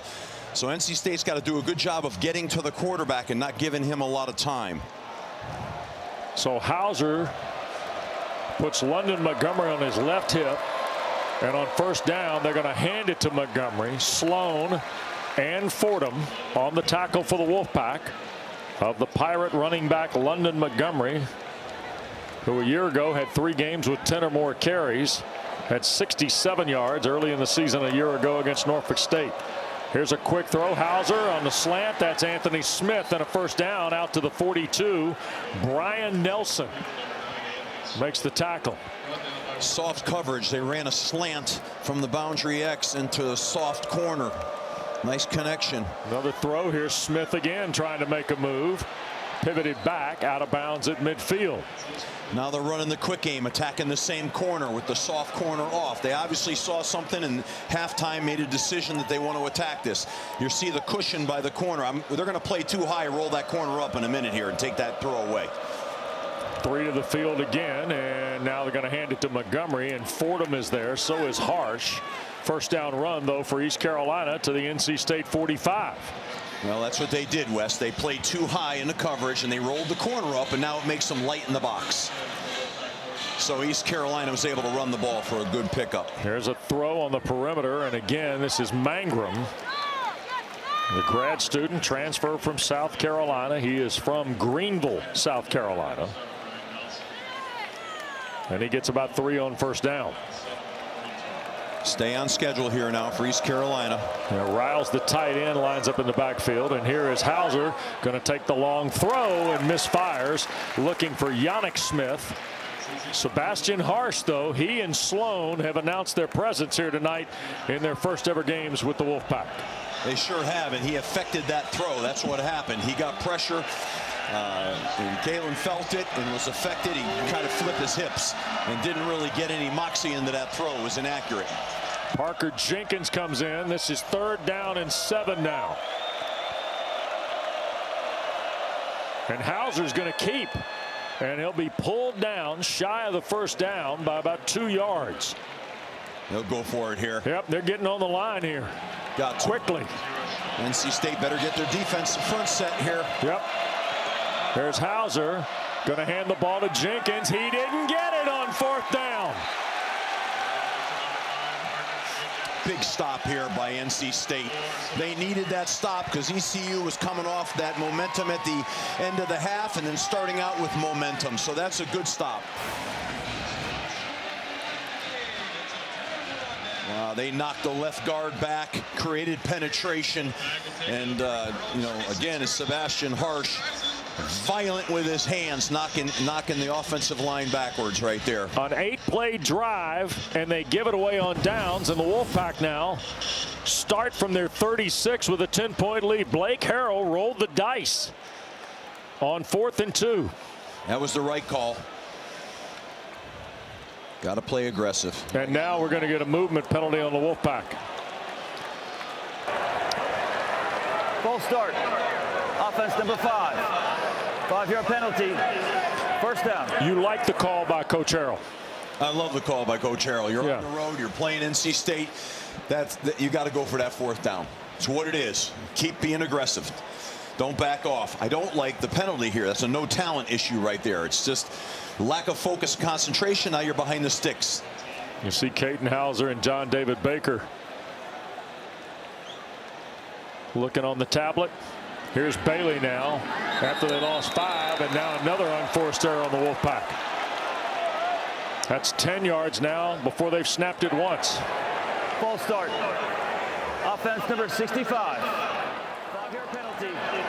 1st down. Well, that's Jacarius Peak from Valdosta, who's making his 20th consecutive start for Dave Dorn in the offensive line. That's not something anybody in red expects. No. Too good a player there. Too good a player to make that mistake. That's 2 in a row. 5th penalty of the night on the Wolfpack, 50 yards. Now they're trying to get the run game started. And that was Smothers. He got back the 1st or the 2nd 5-yard penalty, so to speak. Zion Wilson, the tackle for East Carolina. 2nd and long. As a coach, you hate these calls right now. 2nd and long. I mean, obviously 3rd and long is worse, but second and long is no box of chocolates. 5 receivers in the package here for Bailey. That's Smothers in motion in the orbit. Bailey going to come back here. Got batted away and almost intercepted. Oh my, Raheem Craig with almost just a terrific individual effort. And is he shaken up or just disappointed? Timeout for injured defensive player. And I think Craig is injured. 5. Hot clock. We got a hot clock on 3rd.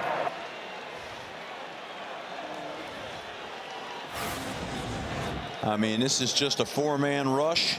They try to cut block him in the quick on the quick bubble screen, and he goes right over the cut block and almost picks the ball. That's an athletic looking play right there. Sure was. That's called Hazon scholarship too, and I'm coming to get that ball. Raheem Craig, Taylorsville, North Carolina. One of the premier rush guys for this Pirate defense of Josh Aldridge. Bailey the give. They're going to run it with Smothers. Made one man miss, and he'll get back about 10 more yards. Jamarly Riddle the tackle, but it'll still be a 3 and out for NC State. Noonkester will come on to punt it away, and Wolfpack dodged a bullet on the Craig diving potential interception. And now Kyler Pearson will drop deep, and Blake Harrell's squad's going to get it back without a lot of damage off the 4-down miss there. That was a quiet, good play by Jamarly Riddle. He had space right there. He made a shoestring tackle. That would have been a 1st down. It was a heck of a play. Second 3 and out of the night by the Wolfpack. Noonkester hangs it up and takes a Wolfpack bounce. It'll skip out around the 16. That's going to bring us to a timeout. Still 10-point lead. East Carolina's second possession of the half comes up next from Raleigh. Well, don't forget more ACC Network football tomorrow night, presented by Dr. Pepper.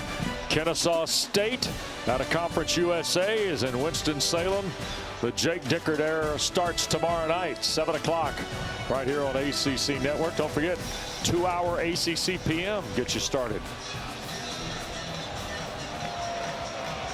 Marlon Gunn Jr., the running back. Here's Caden Hauser now. East Carolina off at 17. Quick throw, perimeter. Anthony Smith. A good, sure tackle by Jamel Johnson, the Temple transfer. And here come the Pirates on 2nd and 7 after the 3-yard throw.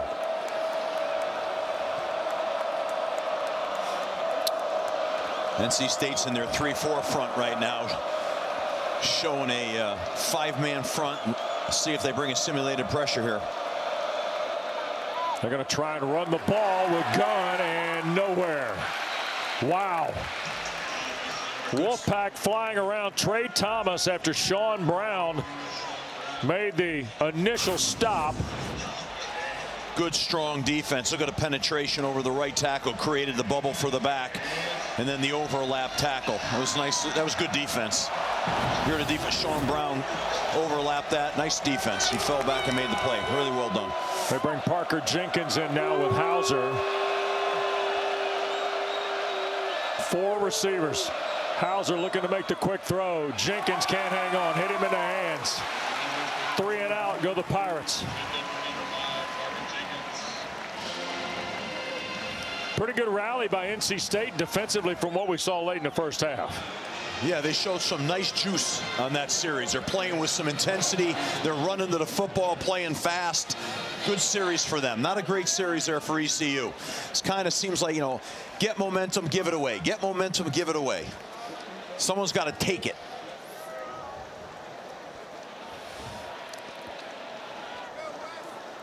Here's a fake. They're going to throw it out in the flat, and it's caught. First down for the Pirates. Out to the 38, 37-yard line. East Carolina completes the fake punt. Duncanson on the back end of the throw from the punter Levy. Really a gutsy call by Blake Harrell. Just a gutsy call, and that's what you have to kind of regain momentum. He took his chance on that. They saw that something they liked, that they could run that. That's the fake they worked on all training camp, and they said, we got it, and they got it. They threw it to Kieran Davis. I said Duncanson. There's 2 35s both on the defensive side, and that was Davis, the backup at defensive end, young man from Roswell, Georgia, on the fake punt. So the drive is alive, and look at Ryan Levy. You bet, huh? Delivered a dime.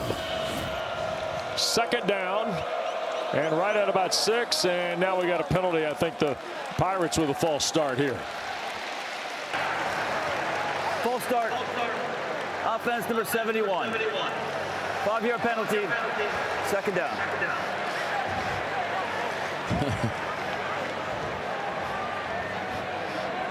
Levy's like, come on, somebody got to bump me up here, right? Oh, Lord.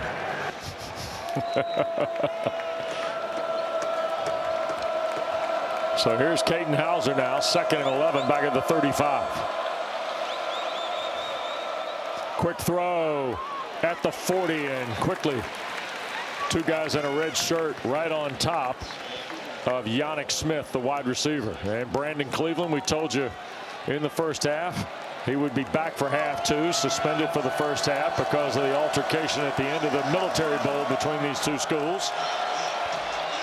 Now you can feel his presence right now. You know, he's fresh and he's powerful. Hauser throws. That got batted in the air, and Smith was the intended receiver again. And boy, NC State, Marshall got a hand on it, and it looked like Caden Fordham had released from linebacker and almost was able to get this, Steve. Yeah, that was a great break on the ball, you know, by Devon, and Risky, but a great break. He had to take it, and they're lucky they got out of that. So it's 7 plays and not the 3 and out. And here is Levy now to punt. Grimes inside the 25 to wait on it. And we got an early start again. You know, this first half, the first quarter of the first half was relatively clean. Prior to the snap, full start. Offense number 23. 5-yard penalty. 4th down. But all of a sudden now we're starting to see unforced errors both schools here in half 2. Yeah, they really are, and you know sometimes what happens is the the enormity of the game. You know, yep. Hey, we got a chance in this thing. Hey, we're getting back in this thing, and everyone's pressing a little bit right now. You know. So Grimes will move up 5 yards to the 27, and here's the Levy punt, end over end. Grimes signaling for the fair catch, running grab of it right around the 20. 10-point lead for the Wolfpack. Back to Raleigh in a moment.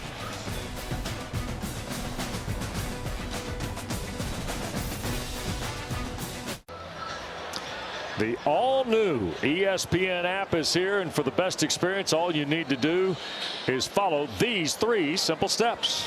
First, you'll need the ESPN app on your connected TV or favorite device. If you have it, open it up. If you don't, download it now. Next, click on the live event or ESPN show you want to watch. Then choose your TV provider and log in. You're all set. It's all of ESPN, all in one place. Go to support.espn.com to learn more. And when they say all the games, Adazio, they mean all the games. That's a beautiful thing. Oh. Wolfpack off the 20, still leading it by a 10-point margin here with 8.5 to go in quarter number 3. Bailey the snap, a little low. Nice job fielding it. Quick shot here to the near side, a rolling catch. And that's Wesley Grimes right in front of Jordy Lowry at the 32, and that's a Wolfpack first down. Yeah, good protection on that play. Nice pocket for him to step up and throw a strike. Well done. Grimes has got his 3rd reception of the night. He had 5 games of 3 or more catches a year ago for Dave Doran. He's their deep threat guy. He's their speed guy. First down give, trying to get it to Smothers, gets to the outside. Hollywood's got 5 around the corner, first down again. Ooh, buddy. You might want to get him in the first 2 or 3 steps, Steve. They run a little counter play in here, and he bounces it outside. It's all him with burst and speed, and then a little bit of poor tackling. Nice run. Hollywood Smothers, that's what he brings. He's got that juice. He can go. I'd like to see a little play action down the field right now. We got to get some down the field throws here. Explosions. Here's Bailey. Going to hand the ball again to Smothers, and there is Carr to make the play behind the line on Hollywood Smothers, Dana. Well, in case you're wondering, Hollywood is not his real name, he told me this week. It's Dalen, and I said, how did Hollywood come about? He said, when I was in junior league football, Pee Wee football, my coach said, you're like Hollywood. You're a movie star. You're always ready for the action. Lights, camera, action. I said, does your mom call you that, though? She does not. She calls him Zay, which is his middle name. So you got to have a certain level of confidence to have that type of name. Yeah. It's a lot of names. He's got 3 names going. Dalen is, Hollywood getting stretched out. And here's Bailey on the throw. Jolie, the catch. Nice spin. Dives back toward the 48. 3rd and a little bit more than halfway for the Pack. Boy, Justin Jolie. You like the way he looks in the workout, don't you? I do. He's powerful. You know, he's got some run after catch. He's another guy to me that they got to get the ball to here a little bit more. You know, but he got him back in 3rd and manageable here. Wolfpack is 6 of 11 tonight on 3rd down.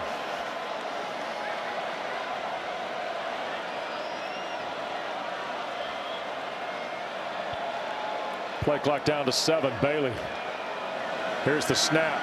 Pirates only rushing 3. CJ's got time. Now he's going to tuck back to the backside of the play. First down at the 45, out of bounds at the East Carolina 40.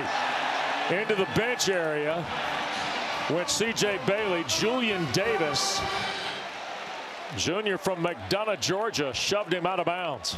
Talk about protecting the quarterback. They might want to try protecting the quarterback on that play. I thought they tackled him far out of bounds.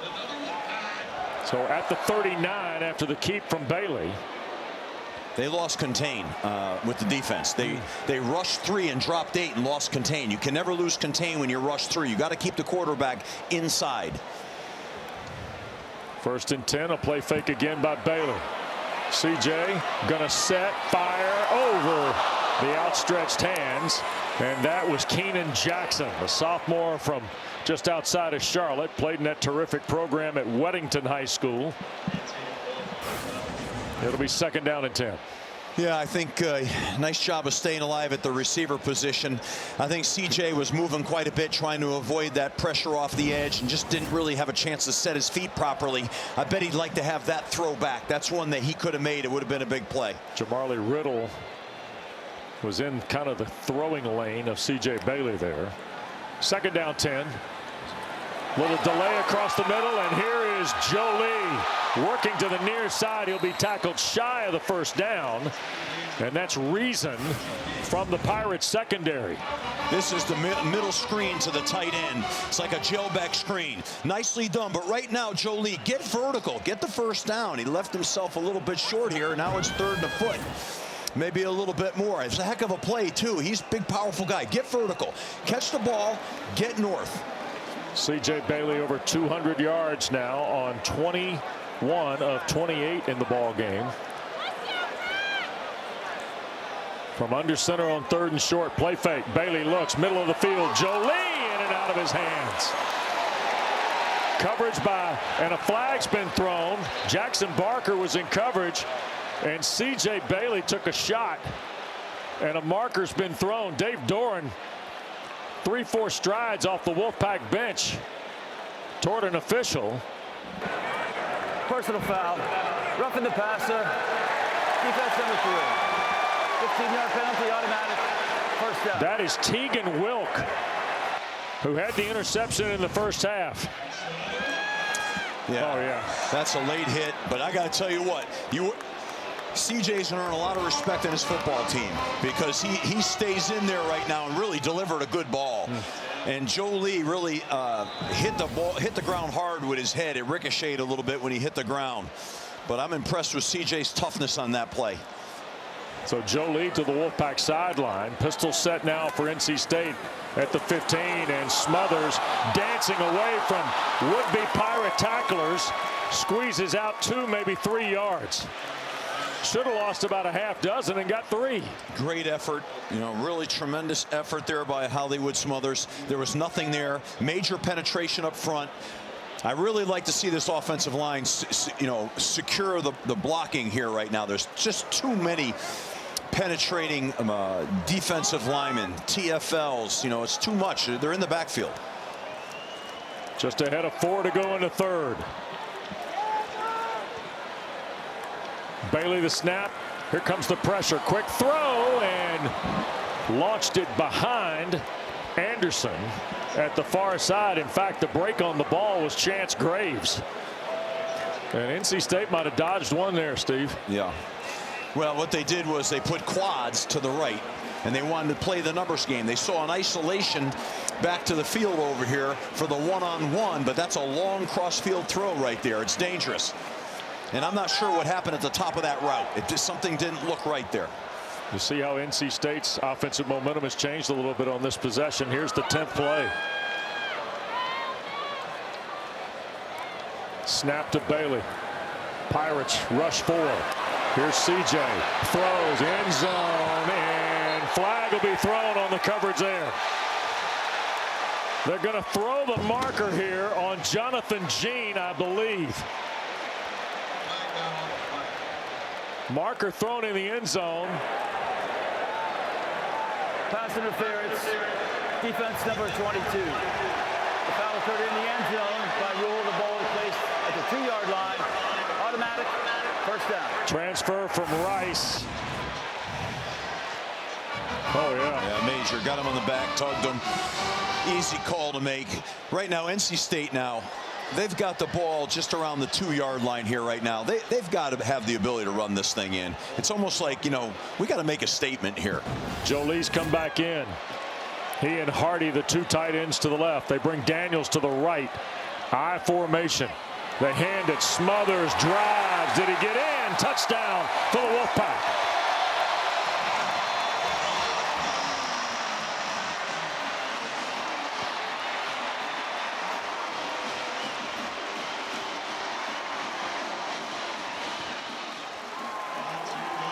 Smothers had 6 rushing scores a year ago.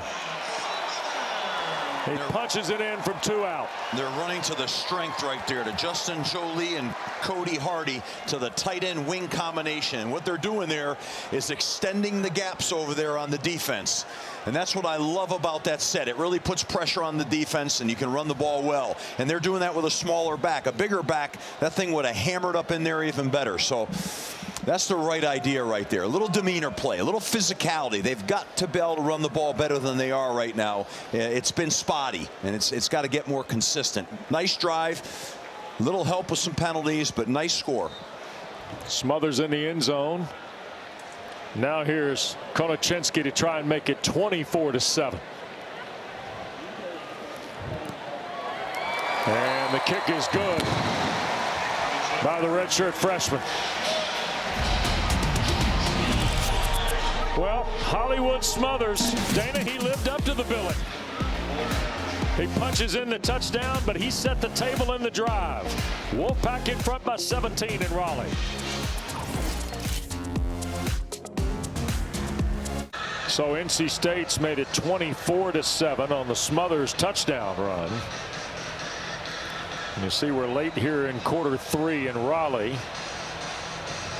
So Parker Jenkins, and that is Brock Spalding. You see number 10 deep to receive here for East Carolina. Britt Whistle drives it in the sky, and Jenkins at the 7. Working back toward the middle of the field and tackled shy of the 30-yard line. Let's go back to the Smothers touchdown here, and a little post whistle stuff going on here, but I think cooler heads are going to prevail. Let's go back to the touchdown. Steve, a moment ago. Looking here at the right guard for North Carolina State.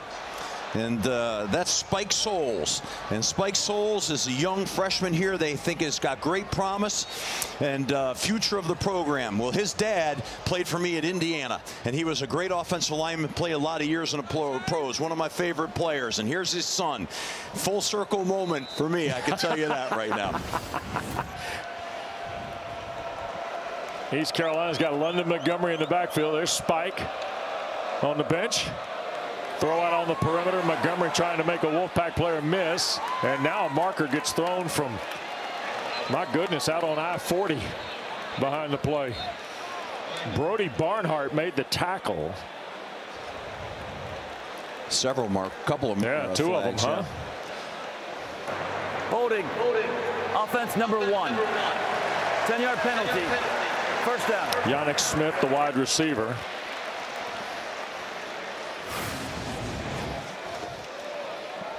Against Jackson Vick. Oh, they're lucky it wasn't a face mask. Just a hold. Yeah. So you're saying Isaac Souls pretty good player, huh? He was a heck of a player. What a wonderful kid. Loved football, worked so hard at it, and just a wonderful human being, and went on and had a really good career in the NFL. And I saw him here tonight pregame, and oh, man. I was really proud of him and his beautiful family. That's great. Won't be the first or last Adazio guy we see in our travels this year. Play fake. Hauser throws, and a sliding catch by Spalding right around the 34-yard line. Terrific grab by Brock Spalding. Well, they got 9 career catches prior to that one. Back in schedule here now. Uh-oh. The previous play of a catch is under further review. So Charles Lamartina and this American Conference crew want to have a look-see at the grab by Spalding. Caden Hauser, by the way, now 18 of 30 for 210 if this stands.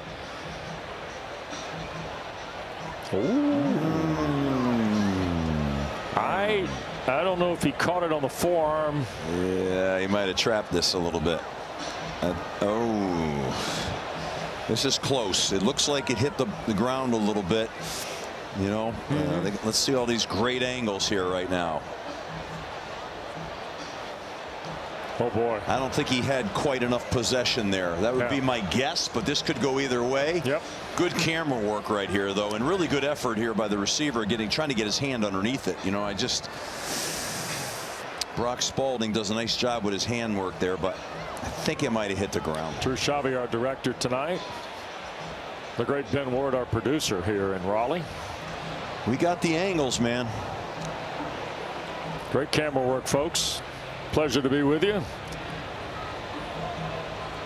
with our first ACC Network primetime coverage of the year. We'll be in Dallas on Saturday night, by the way. We'll get and by the way, Saturday night, Steve, we're going to be in the Game Day Command Center. We'll be able to hear the discussion from the Uptown Charlotte headquarters of the Atlantic Coast Conference back to the game site. That'll be part of our coverage each Saturday night on primetime. Yeah, that's cool. It's a great look for the audience, a little window into what goes on. Yeah, you're going to hear the real-time officiating deliberations. We'll have it for you starting Saturday night, 9 o'clock Eastern, following Virginia Coastal, which is part of our quadruple coverage of games here on ACC Network. We'll start at high noon in Pittsburgh with the Panthers and the Duquesne Dukes. And then we'll have Eastern Kentucky at Louisville, Virginia hosting Coastal. Cavaliers now, a little optimism in Charlottesville. Chandler Morris at the wheel, quarterbacking Tony Elliott's team. And then we'll wrap things up in Dallas with Rhett Lashley, Kevin Jennings, and the Mustangs. And they're expecting a sellout house at Ford Stadium. They heard you were coming. Review, the ruling on the field is upheld. So upheld. Wow. Means it's a catch for Brock Spalding. Good for Brock Spalding. Good for ECU. That looked like one of those ones to me. They must have decided that there wasn't enough to overturn it. That's it. But I don't know. Interesting. Saturday night, by the way, they heard you were coming. We got a sellout house. Well, I hope they also heard we were coming for some good barbecue or something. You know what I mean? There we go. Yeah. Second down. Another quick shot. Ball got caught. Immediately hitting the ground over there is Smith again. At the 41. That's a first down. Hauser. Another far side throw over in front of the Pirate bench, and that's London Montgomery, the running back. And all of a sudden, with 2.5 to go here in the third, East Carolina's moving the tempo up in the gearbox. Now they're throwing the ball quick. That was a relief throw. Check down. They're going to run it with Montgomery, and boy, nice play. Brody Barnhart slipped in and was able to get enough of London Montgomery to hold him to just a couple of yards, but enough for the first down at the 46. Like to see NC State have their stinger back here on defense and get some knockback. Right now, ECU is really getting some push up front. There's Kenny Soares, the strong side linebacker, making the play. Steve, the battle for coaches against tempo. You got to kind of measure your group, right? You got to try and hold your personnel group too, right? How important is one from the other? If you're going tempo, you got to keep your personnel on the field. You can't exchange personnel. Defensively? Offensively. And defensively, you've just got to get off the field. Otherwise, if they don't change groupings, your guys got to gut this out, and you practice that. 2nd and 7. Hauser to throw. Trying to cut it loose. Spalding inside the 10.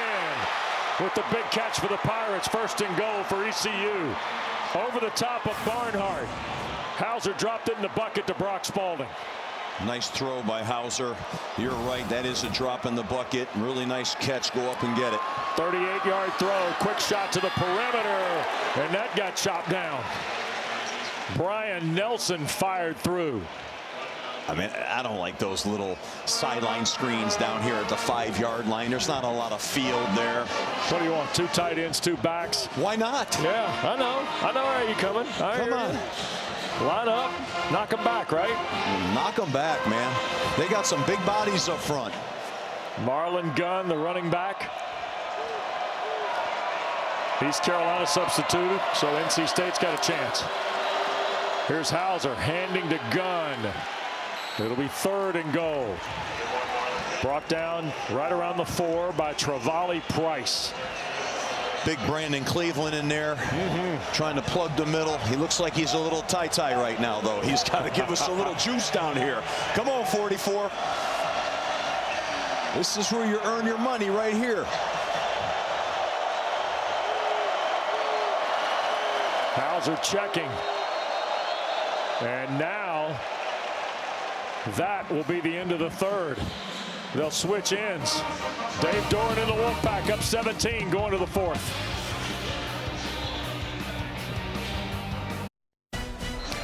Saturday morning, 10 a.m. Eastern, ACC Huddle live at Tiger Town.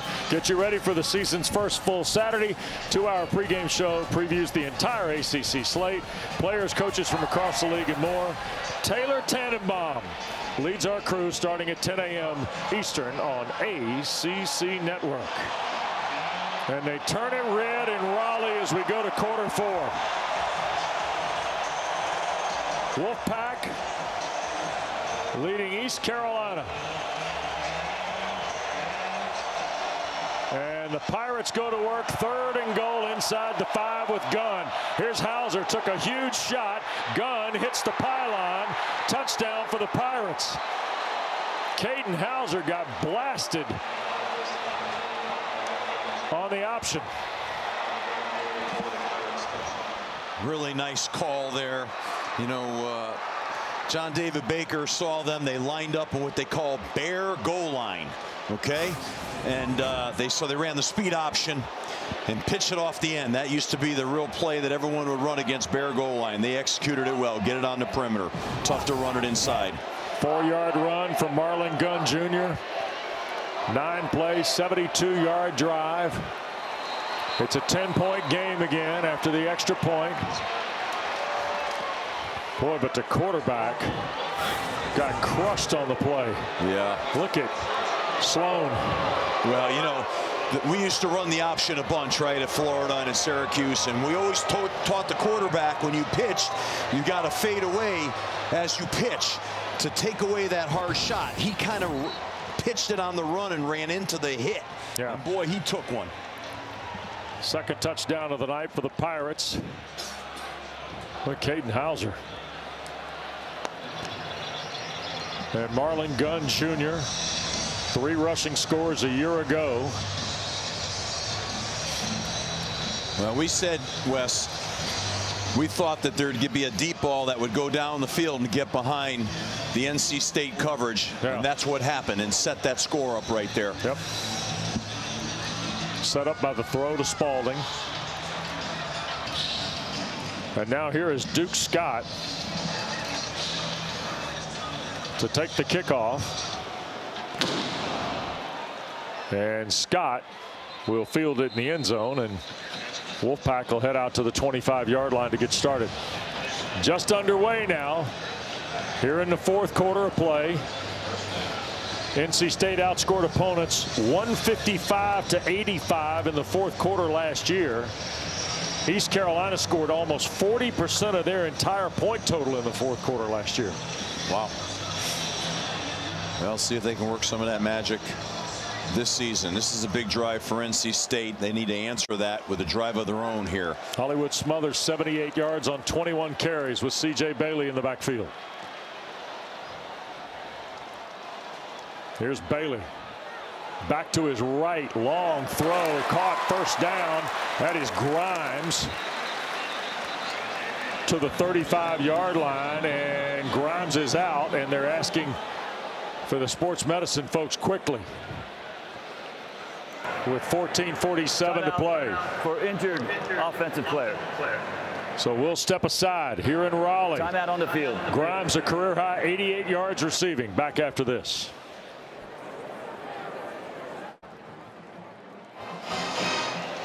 Career high night.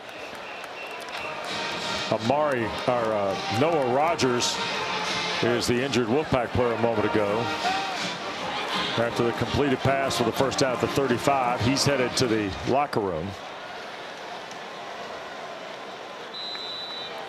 Said Grimes on the original play. It was Rogers, the transfer from Ohio State in his second year here in Raleigh. And here's Bailey on a play action throw, taking the deep shot for Grimes in traffic, held on inside the 20 of East Carolina.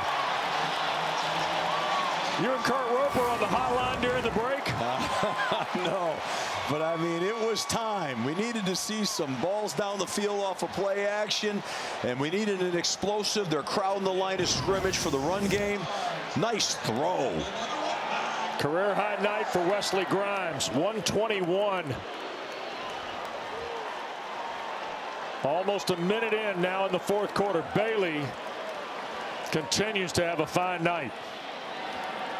Hand to Smothers, trying to skip to the near side. Made a man miss, flags down as he breaks the 15. And we've got an injured Pirate, and that is Jonathan Jean, who's shaken up about the 15-yard line. And a penalty, I think, on the Wolfpack. Yeah, it's going to be holding. It's a shame. That's what happens when the backs bounce these things like that. That play's supposed to hit in the A gap, okay? And if it can't hit the A gap, then it bounces. It's a counter play. But it didn't. Holding. Offense number 44. 10-yard penalty from the spot of the foul. First down. That's Cody Hardy, the tight end. Right. I think he was the. He might have been the second puller. As they tend to Jonathan Jean, we're going to look at the play here.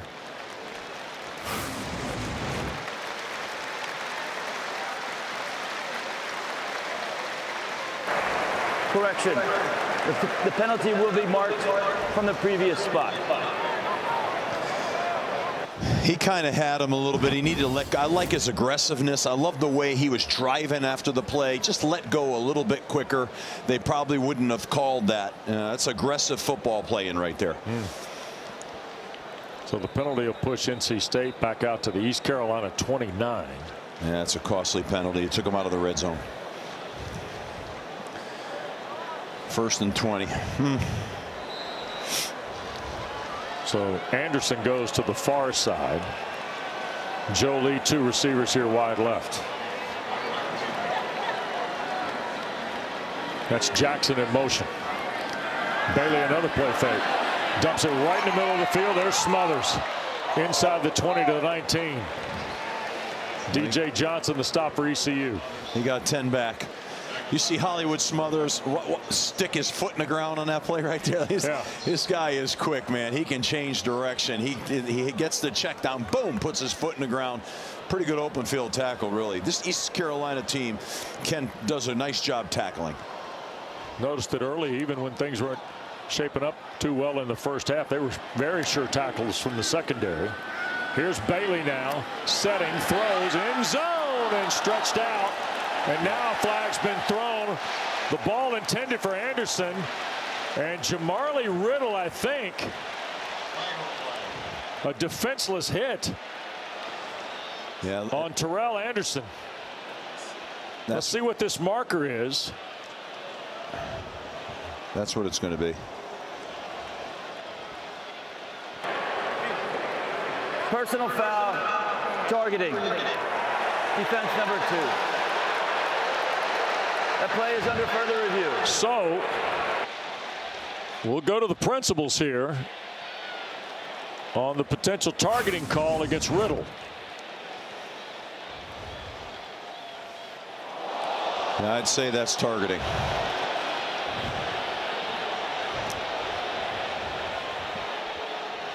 Yep. Contact to the head or neck area. Defenseless player. This is what they're trying to get out of football. Yep. Possibly launch. It's contact to the head, defenseless player. It looks pretty clean. That's going to be the call to me. Here we go live at full tilt.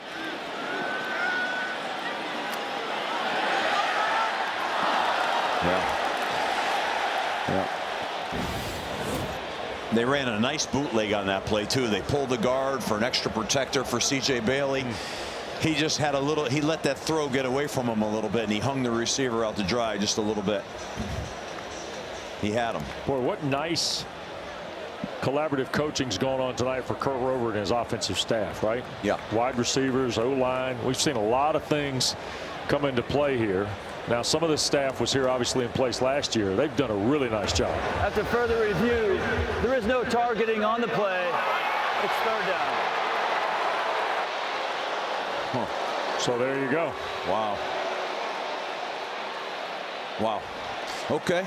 Now, again, on Saturday night, you'll be able to hear that entire conversation with our ACC access to the Game Day Operations Center in Uptown Charlotte. I'd have liked to heard that conversation, to be honest with you. Yeah. So now third down. Yeah. And 10 at the 19. 10-point lead for the Wolfpack.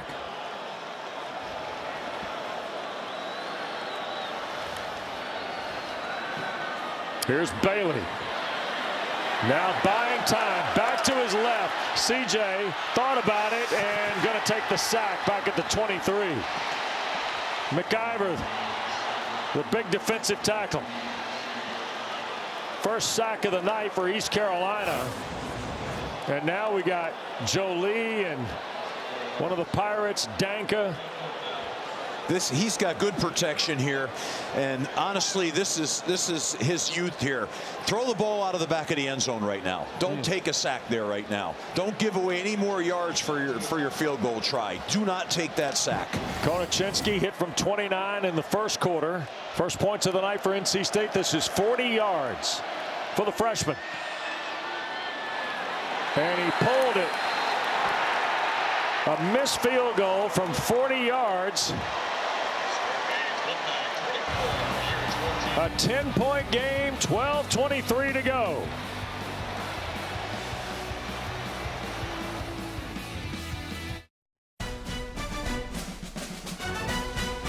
ACC Network College Football is presented by Ice Cold Dr. Pepper. College football, it's a pepper thing. A missed field goal by NC State keeps it a 10-point game with 12:23 to go in Raleigh. East Carolina takes over. Ball at its 23. Welcome back to Raleigh tonight with Steve Adazio, Dana Boyle, Wes Durham. Our ACC Network primetime coverage. So Konaczynski missed the 40-yarder after hitting from 29 earlier in the ball game. Now Caden Hauser and the Pirates trying to get on the run game. And a trip up of Mike Wright Jr. out in space. That's Sean Brown for the Wolfpack. We have seen Mike Wright, who's listed as the backup quarterback to Caden Hauser. We've seen him. This is the second time we've seen him line up as a wide receiver. Heck of an open field tackle. His sixth and final year of college ball. And now they hand to Spalding. And that got blown up by the Wolfpack again. That was Cleveland, I think. Look at this. I'm not sure if they're trying to run the reverse here. And there was penetration, so he kept it. I think they were trying to run the reverse. So Sebastian Harsh is the guy who blocked all that traffic. And now it's third down and 15. Four on the line for the Pack. Hauser to throw, middle of the field, caught. First down, Yannick Smith. Out beyond the 40, and here's John David Baker's offense on a 22-yard throw. Well, they're going to go fast now. Put it down and snap it. We're only 4 minutes into the fourth quarter, Steve. They're going to run with gun. And maybe 2 to the 42. These teams are fighting. There's life. They're scrapping for everything they can get right now. Playing hard, playing physical. Both sides of the ball.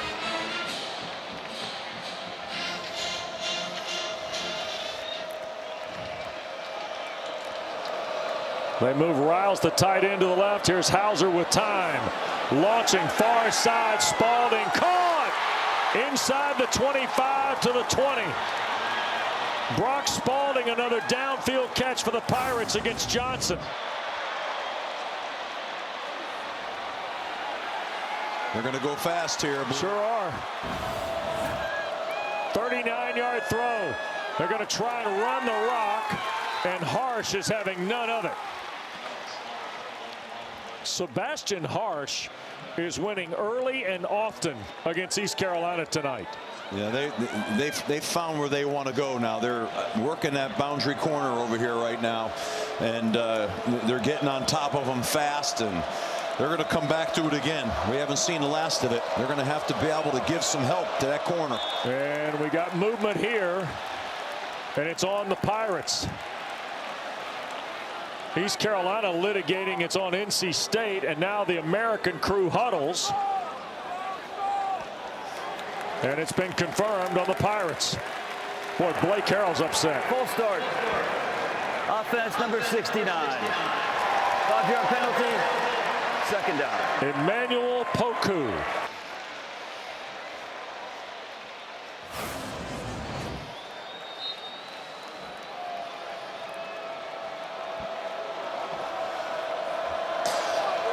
Yep.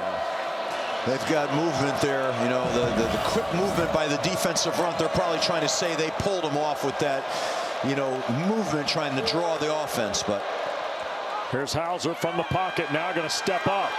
Pumps, going to run near side, and knocked down at the 15. He'll be 6 shy of the first down. J.J. Johnson, the stop for NC State. Can't lose contain on this guy. You know, on either one of these quarterbacks, you've got to keep them in the pocket. They get out on the edge like that. Both of them are highly capable of getting a bunch of yards. Wolfpack turn over some of their front. Tyler Johnson is the wide receiver to the far side. 2 guys here to the near side. Now Riles, the tight end, in traffic. Here come the Wolfpack with pressure. They try to throw to Riles. It was short. Incomplete. Now 4th down. And Harrell's going to kick the field goal here to try to make it a touchdown difference. Absolutely. That's the right thing to do. Get the points here. You want to still keep this thing in a positive direction. This is a big kick right here for East Carolina. Steve missed from 53 at the end of the half. This is 34. So Mazzy will line up here. 8:38 to play. 10-point lead for NC State. Snap, spot. Kick is away, and it is good. So here comes East Carolina and NC State. Another tight fit in Raleigh. Back in a moment. Well, don't forget full day on Saturday here on ACC Network. Duquesne Pitt get a start at noon. Then off to Derby City, EKU and the Cards, Coastal Carolina, Virginia, and then Coach Dana and I will be in Dallas, number 16 SMU, and Clint Dalzell and the Lions of East Texas A&M.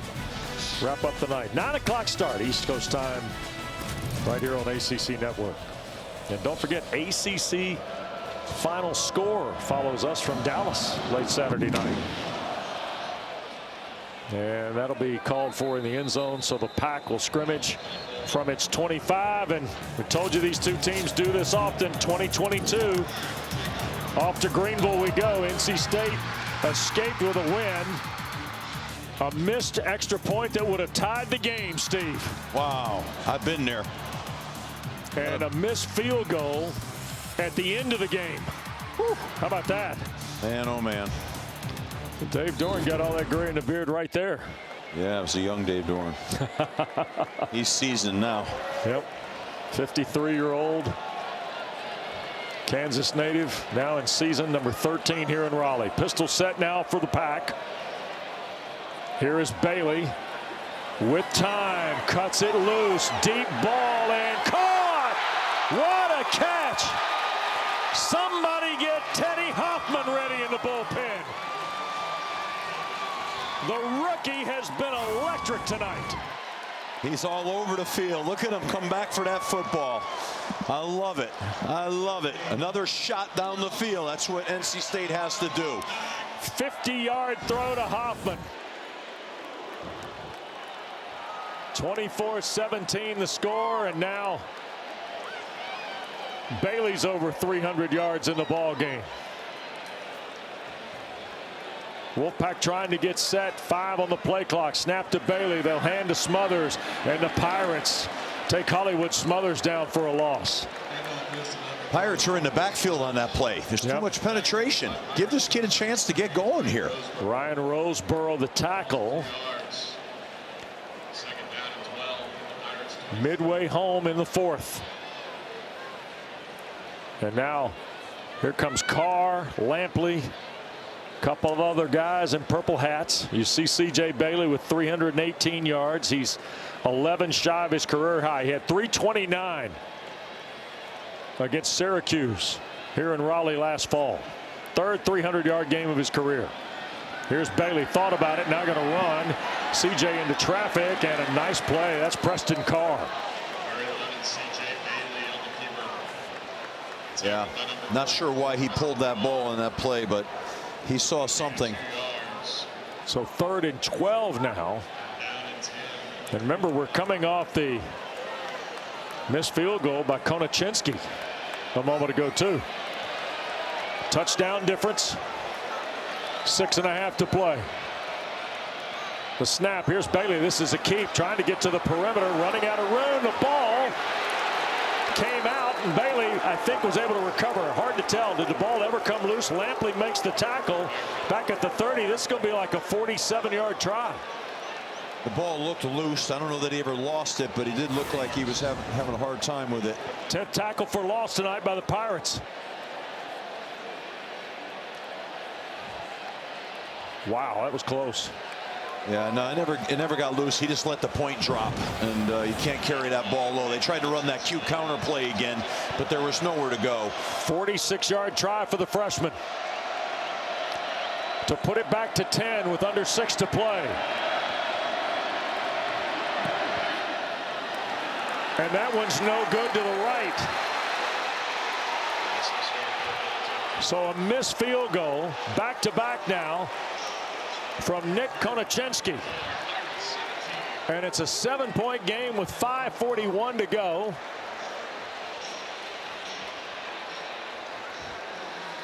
And here goes East Carolina and NC State again.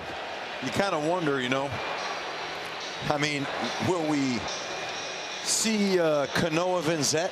I mean, he's a veteran guy and did a good job for him last year. If this thing comes down to the end, do they stay with Nick, or do they make a change? It'll be interesting. Yeah. You know? So London Montgomery comes in the ball game. Pirates scrimmage from their 29. Give is Montgomery. Rattles the left side. Gets 8, almost 9. And they're going to call it a first down. 10 full to the 39. Both guys with 318 tonight. You see Caden Hauser's numbers. And here's Hauser looking to add to it. Near side, broken up on the play. Wolfpack covered it. That's Marshall.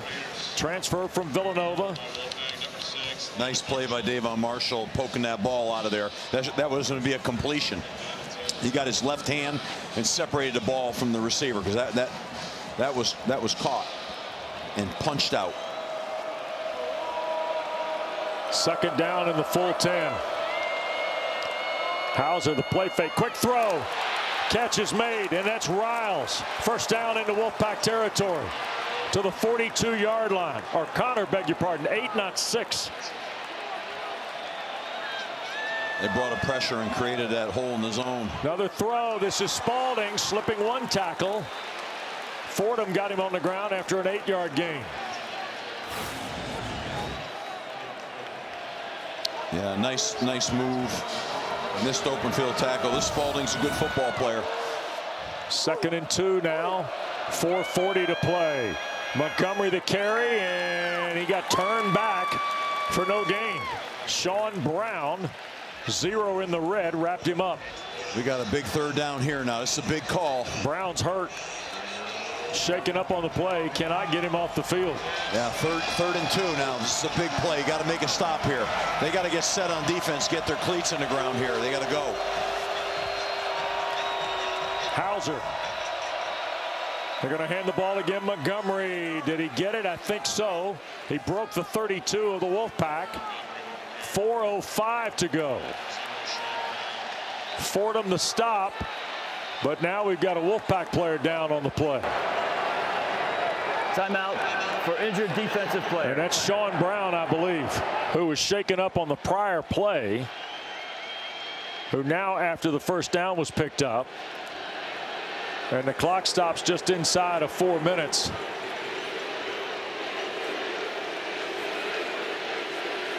And it's a touchdown difference. A lot of momentum over there on ECU sideline. They're got the arms in the air. They feel like they're in this thing, and they are, and they got a lot of juice.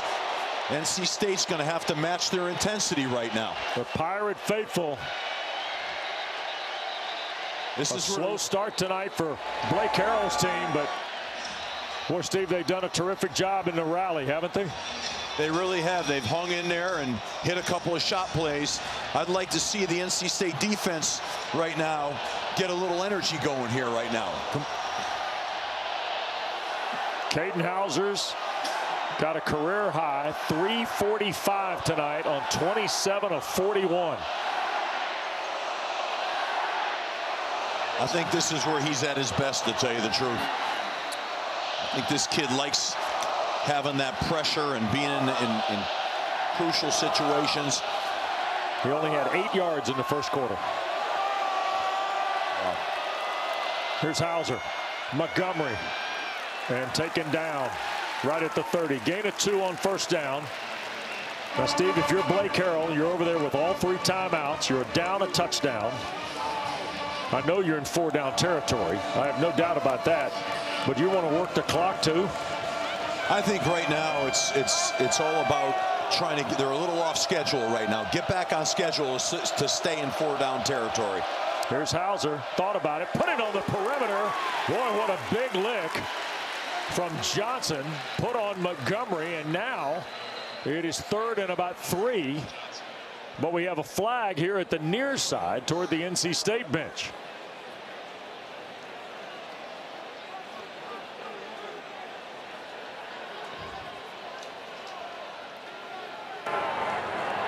Ineligible player downfield. Offense number 9 was covered and went downfield on a pass across the line of scrimmage. 5-yard penalty, 2nd down. So that's Anthony Smith. Oh, wow. Second receiver from the bottom of the screen. Yep. So now 2nd and just better than 10, 13. Back at the 35. It's a whole different call now. You got to throw the ball here and get at least half of this back. Hauser tries to cut it loose, middle of the field, caught, first down. Riles inside the 20 at the 18. Fordham the quick tackle for the Wolfpack. They found that dig in the middle of the field, and he threw a nice dart on that. That's a really good ball, and he had some pressure coming. Caden Hauser's tough in these situations. Got a new set of downs now. This will be the last play before the 2-minute timeout. 1st and 10. Play fake. Here's the dump in the flat. Riles trying to turn the corner. Got taken out of bounds with 2:21 to play. So the clock will stop there. So we will have at least one more snap before the 2-minute timeout. And it's 2nd down, and they picked up right at 5 to the 13. Boy, what a ball game this has been tonight. What are they doing here? They're going to run this down? Yeah, they're going to let the clock go to the 2-minute timeout. So it'll be 2nd down and 5. East Carolina's at the 2-minute timeout. They got a red zone possession. And some momentum for the boys from Greenville. The 2-minute timeout. Touchdown difference in Raleigh. Timeout on the field. 24-17. Don't go away. Back after this. Well, back at Carter Finley Stadium in Raleigh. ACC Network football presented by Dr. Pepper tonight. Blake Harrell and East Carolina threatening 2nd and 5 at the Wolfpack 13, trailing a touchdown. Steve, I don't want to put the cart in front of the horse, but do you go for 2?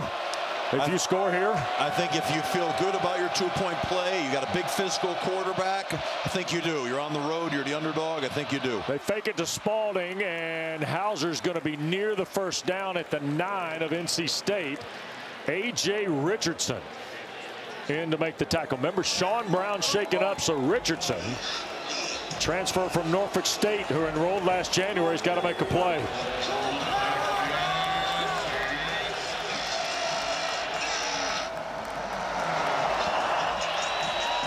Parker Jenkins has come in the pistol now with Hauser. They'll hand it to Jenkins. Right on the dot. Short. And he's short. What a collision that was. And the clock continues to run. Pirates all of a sudden have started to slow things down here, Steve. Well, here's the 4th and 1 call. And our guy, John David Baker, said they'd run inside zone behind the left side. That's what he told. I said, 4th and 1, game on the line. What are you going to call? Well, we're going to see what he's going to call. It's 4th and 1 right now, game on the line. Jenkins just got the door shut on him to create the 4th and 1. He stays in the game. Hauser. That's Spalding in motion. And now a timeout. Wow. Try to draw him off sides. ECU calls their first charge, timeout of the half. That's the first of Blake Harrell's 3 timeouts. 41 seconds to go in the ball game. NC State by a touchdown. It's an interesting conversation. Game clock to 42 seconds. 42 seconds 42, please. on the clock. He's got 2 timeouts. You wonder about that time they peeled off that clock. You know, not running a play before the 2-minute warning. Now all of a sudden the time is becoming a factor. Yep. Stay tuned after the ball game. Justin Walters standing by. Great to have the former Stanford Cardinal back, Bryce Love, in studio with us. Former Deacon head coach Dave Clawson got plenty to discuss tonight. They'll talk to star players, break down the key moments of tonight's action. Duke Elon over at Wallace Wade, and of course NC State, East Carolina here. 2 ball games tomorrow night and a Saturday, Sunday, Monday of ACC football for you. Nobody better than Dave Clawson to break down the game. That's one of the smartest football coaches I was ever around. He'll have a great analysis. 4th and short. Jenkins stays with Hauser off his left hip. Play fake. Hauser throws on the perimeter. Riles the catch. Flag down. Riles is stopped shy of the first down. Jamel Johnson took out the big tight end. Oh, this is a big penalty. There's the linemen of ECU are pointing at NC State. NC State's pointing back. Who knows? There is no foul for offensive pass interference as the ball is caught behind the line of scrimmage. The result of the play is a turnover on downs. Wow. Wow. 3rd time tonight, East Carolina cashes out on downs. Well, 2 timeouts left. Game's over. One more look at this. Boy, what a play by Johnson. Jamel Johnson has made some big tackles in the perimeter, and that's none bigger than that one right there. Yep. East Carolina has 2 timeouts left, but 37 seconds left.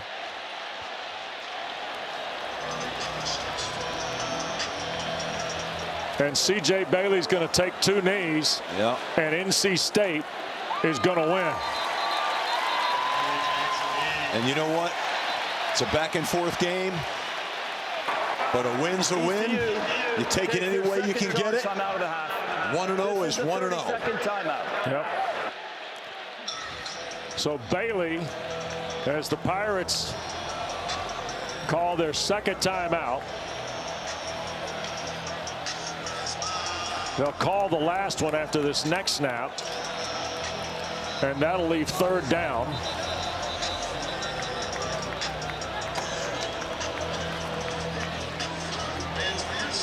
C.J. Bailey tonight has been, with the exception of the one throw, Steve, really, really good. He's been fantastic. I'm very impressed by him. He's got a really bright future. ECU takes their third and final charge timeout of the half. 30-second timeout. You know, we talked about the play on Ryle, Steve, but on 3rd and 1, is this inside zone to Parker Jennings? It's inside zone. Or Jenkins, rather. It's inside zone, and they got great knockback NC State on the offensive line of East Carolina. And they were on the other side of the line of scrimmage and stopped them short there. It was a heck of a defensive run, stop, and play. Oh, my gosh. You can't make that up. That is Daniels moving early, I think, at the line. Stops the clock.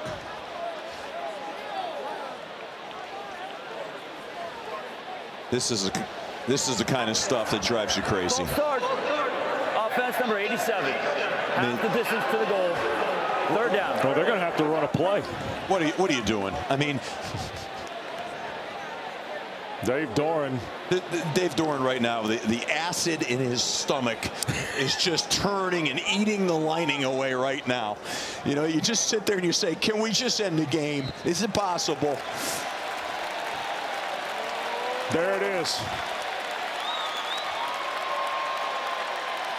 Well, once again, the Wolfpack and the Pirates deliver. Terrific meetings and ball games in the last few exchanges with these two schools. And the 34th meeting all time belongs to the Wolfpack. NC State is going to open the 25 campaign day. Dave Doran's team goes to 1-0. Virginia visiting in a non-conference game next Saturday here in Raleigh, East Carolina. They really do. I think what they need to do is enjoy the heck out of this win, but then they need to get to work tomorrow and start shoring up some things in the back end in the secondary and up front with the offensive line, because they weren't consistent enough running the football, and in the back end they let too many receivers get behind them. So there's some things there to have to be addressed, but tonight is the time to enjoy the win, to be 1-0 at home on opening day. Here's the other thing. They got 2 fire breathers on the edge too, huh? Harsh and Sloan. Those guys can get after you. Yeah. Yeah. No, they can rush the quarterback. They've got some really good players, but they do have some areas that they got to clean up here. CJ Bailey, 24 of 34 tonight, 318 yards, a touchdown and an interception. Wolfpack started off like a house of fire here tonight, and East Carolina rallied to threaten on their final drive. I think East Carolina walks out of here and they say to themselves, we got plenty of fight. We were in this thing. We had a chance to win it in the end. They got a quarterback that's a competitor. They've got some skilled players. I think, you know, they've got some things they got to get corrected. So 24-17 is the final. Downstairs, Dana Boyle. Well, first of all, he's a legit 6'6". You're quite tall. How do you describe the punch for punch we saw in that game? Yeah, it was a very physical game. You know, our team came out to play. You know, that's why we finished with the win. But we had a lot of stuff to improve on, a lot of stuff to work on with finishing and everything. We started off great, amazing. But we got to work on finishing, coming out to half better. You put on a clinic offensively. How were you able to keep your composure when the tides changed in that game? Yeah, just guys around me just telling me what I should do and how I should lead. You know, those guys around me kept helping me out. Like my coach, Coach Matt, is a great coach. And he kept on like keeping me in check. And when everything went wrong, he just let me know. But one thing I had to do was lead those guys so they can stay in it with me. Well, we saw you leading on the sidelines, very active. I don't think I ever saw you sitting on the bench. You were with the receivers, you were with the running backs and the O-line. How have you been able to assume that leadership role so young in your career? Yeah, it's just a lot. Coach Doran instilled all of it into me because we had leadership classes and everything like that. But that's just how I am on game day, especially when things going up and things going down. I got to get everybody going because that's how we win games. You know, that helped out a lot. You know what I mean? Congratulations on the win. Next time I'm going to wear heels when I see you. Yeah, thank you. Thank you. Yeah. Dana, thanks. What a terrific performance to start his sophomore campaign tonight, Steve. One of the best things I heard was about his leadership. Dana was talking about him on the sideline with his team. We saw his skills, but what we also saw was the emergence of a leader. Yep, no doubt. Wolfpack goes to 1-0. They get Virginia next Saturday. Non-conference game, by the way, in Raleigh. Ben Ward produced, Drew Shavy directed, our terrific ACC Network primetime crew.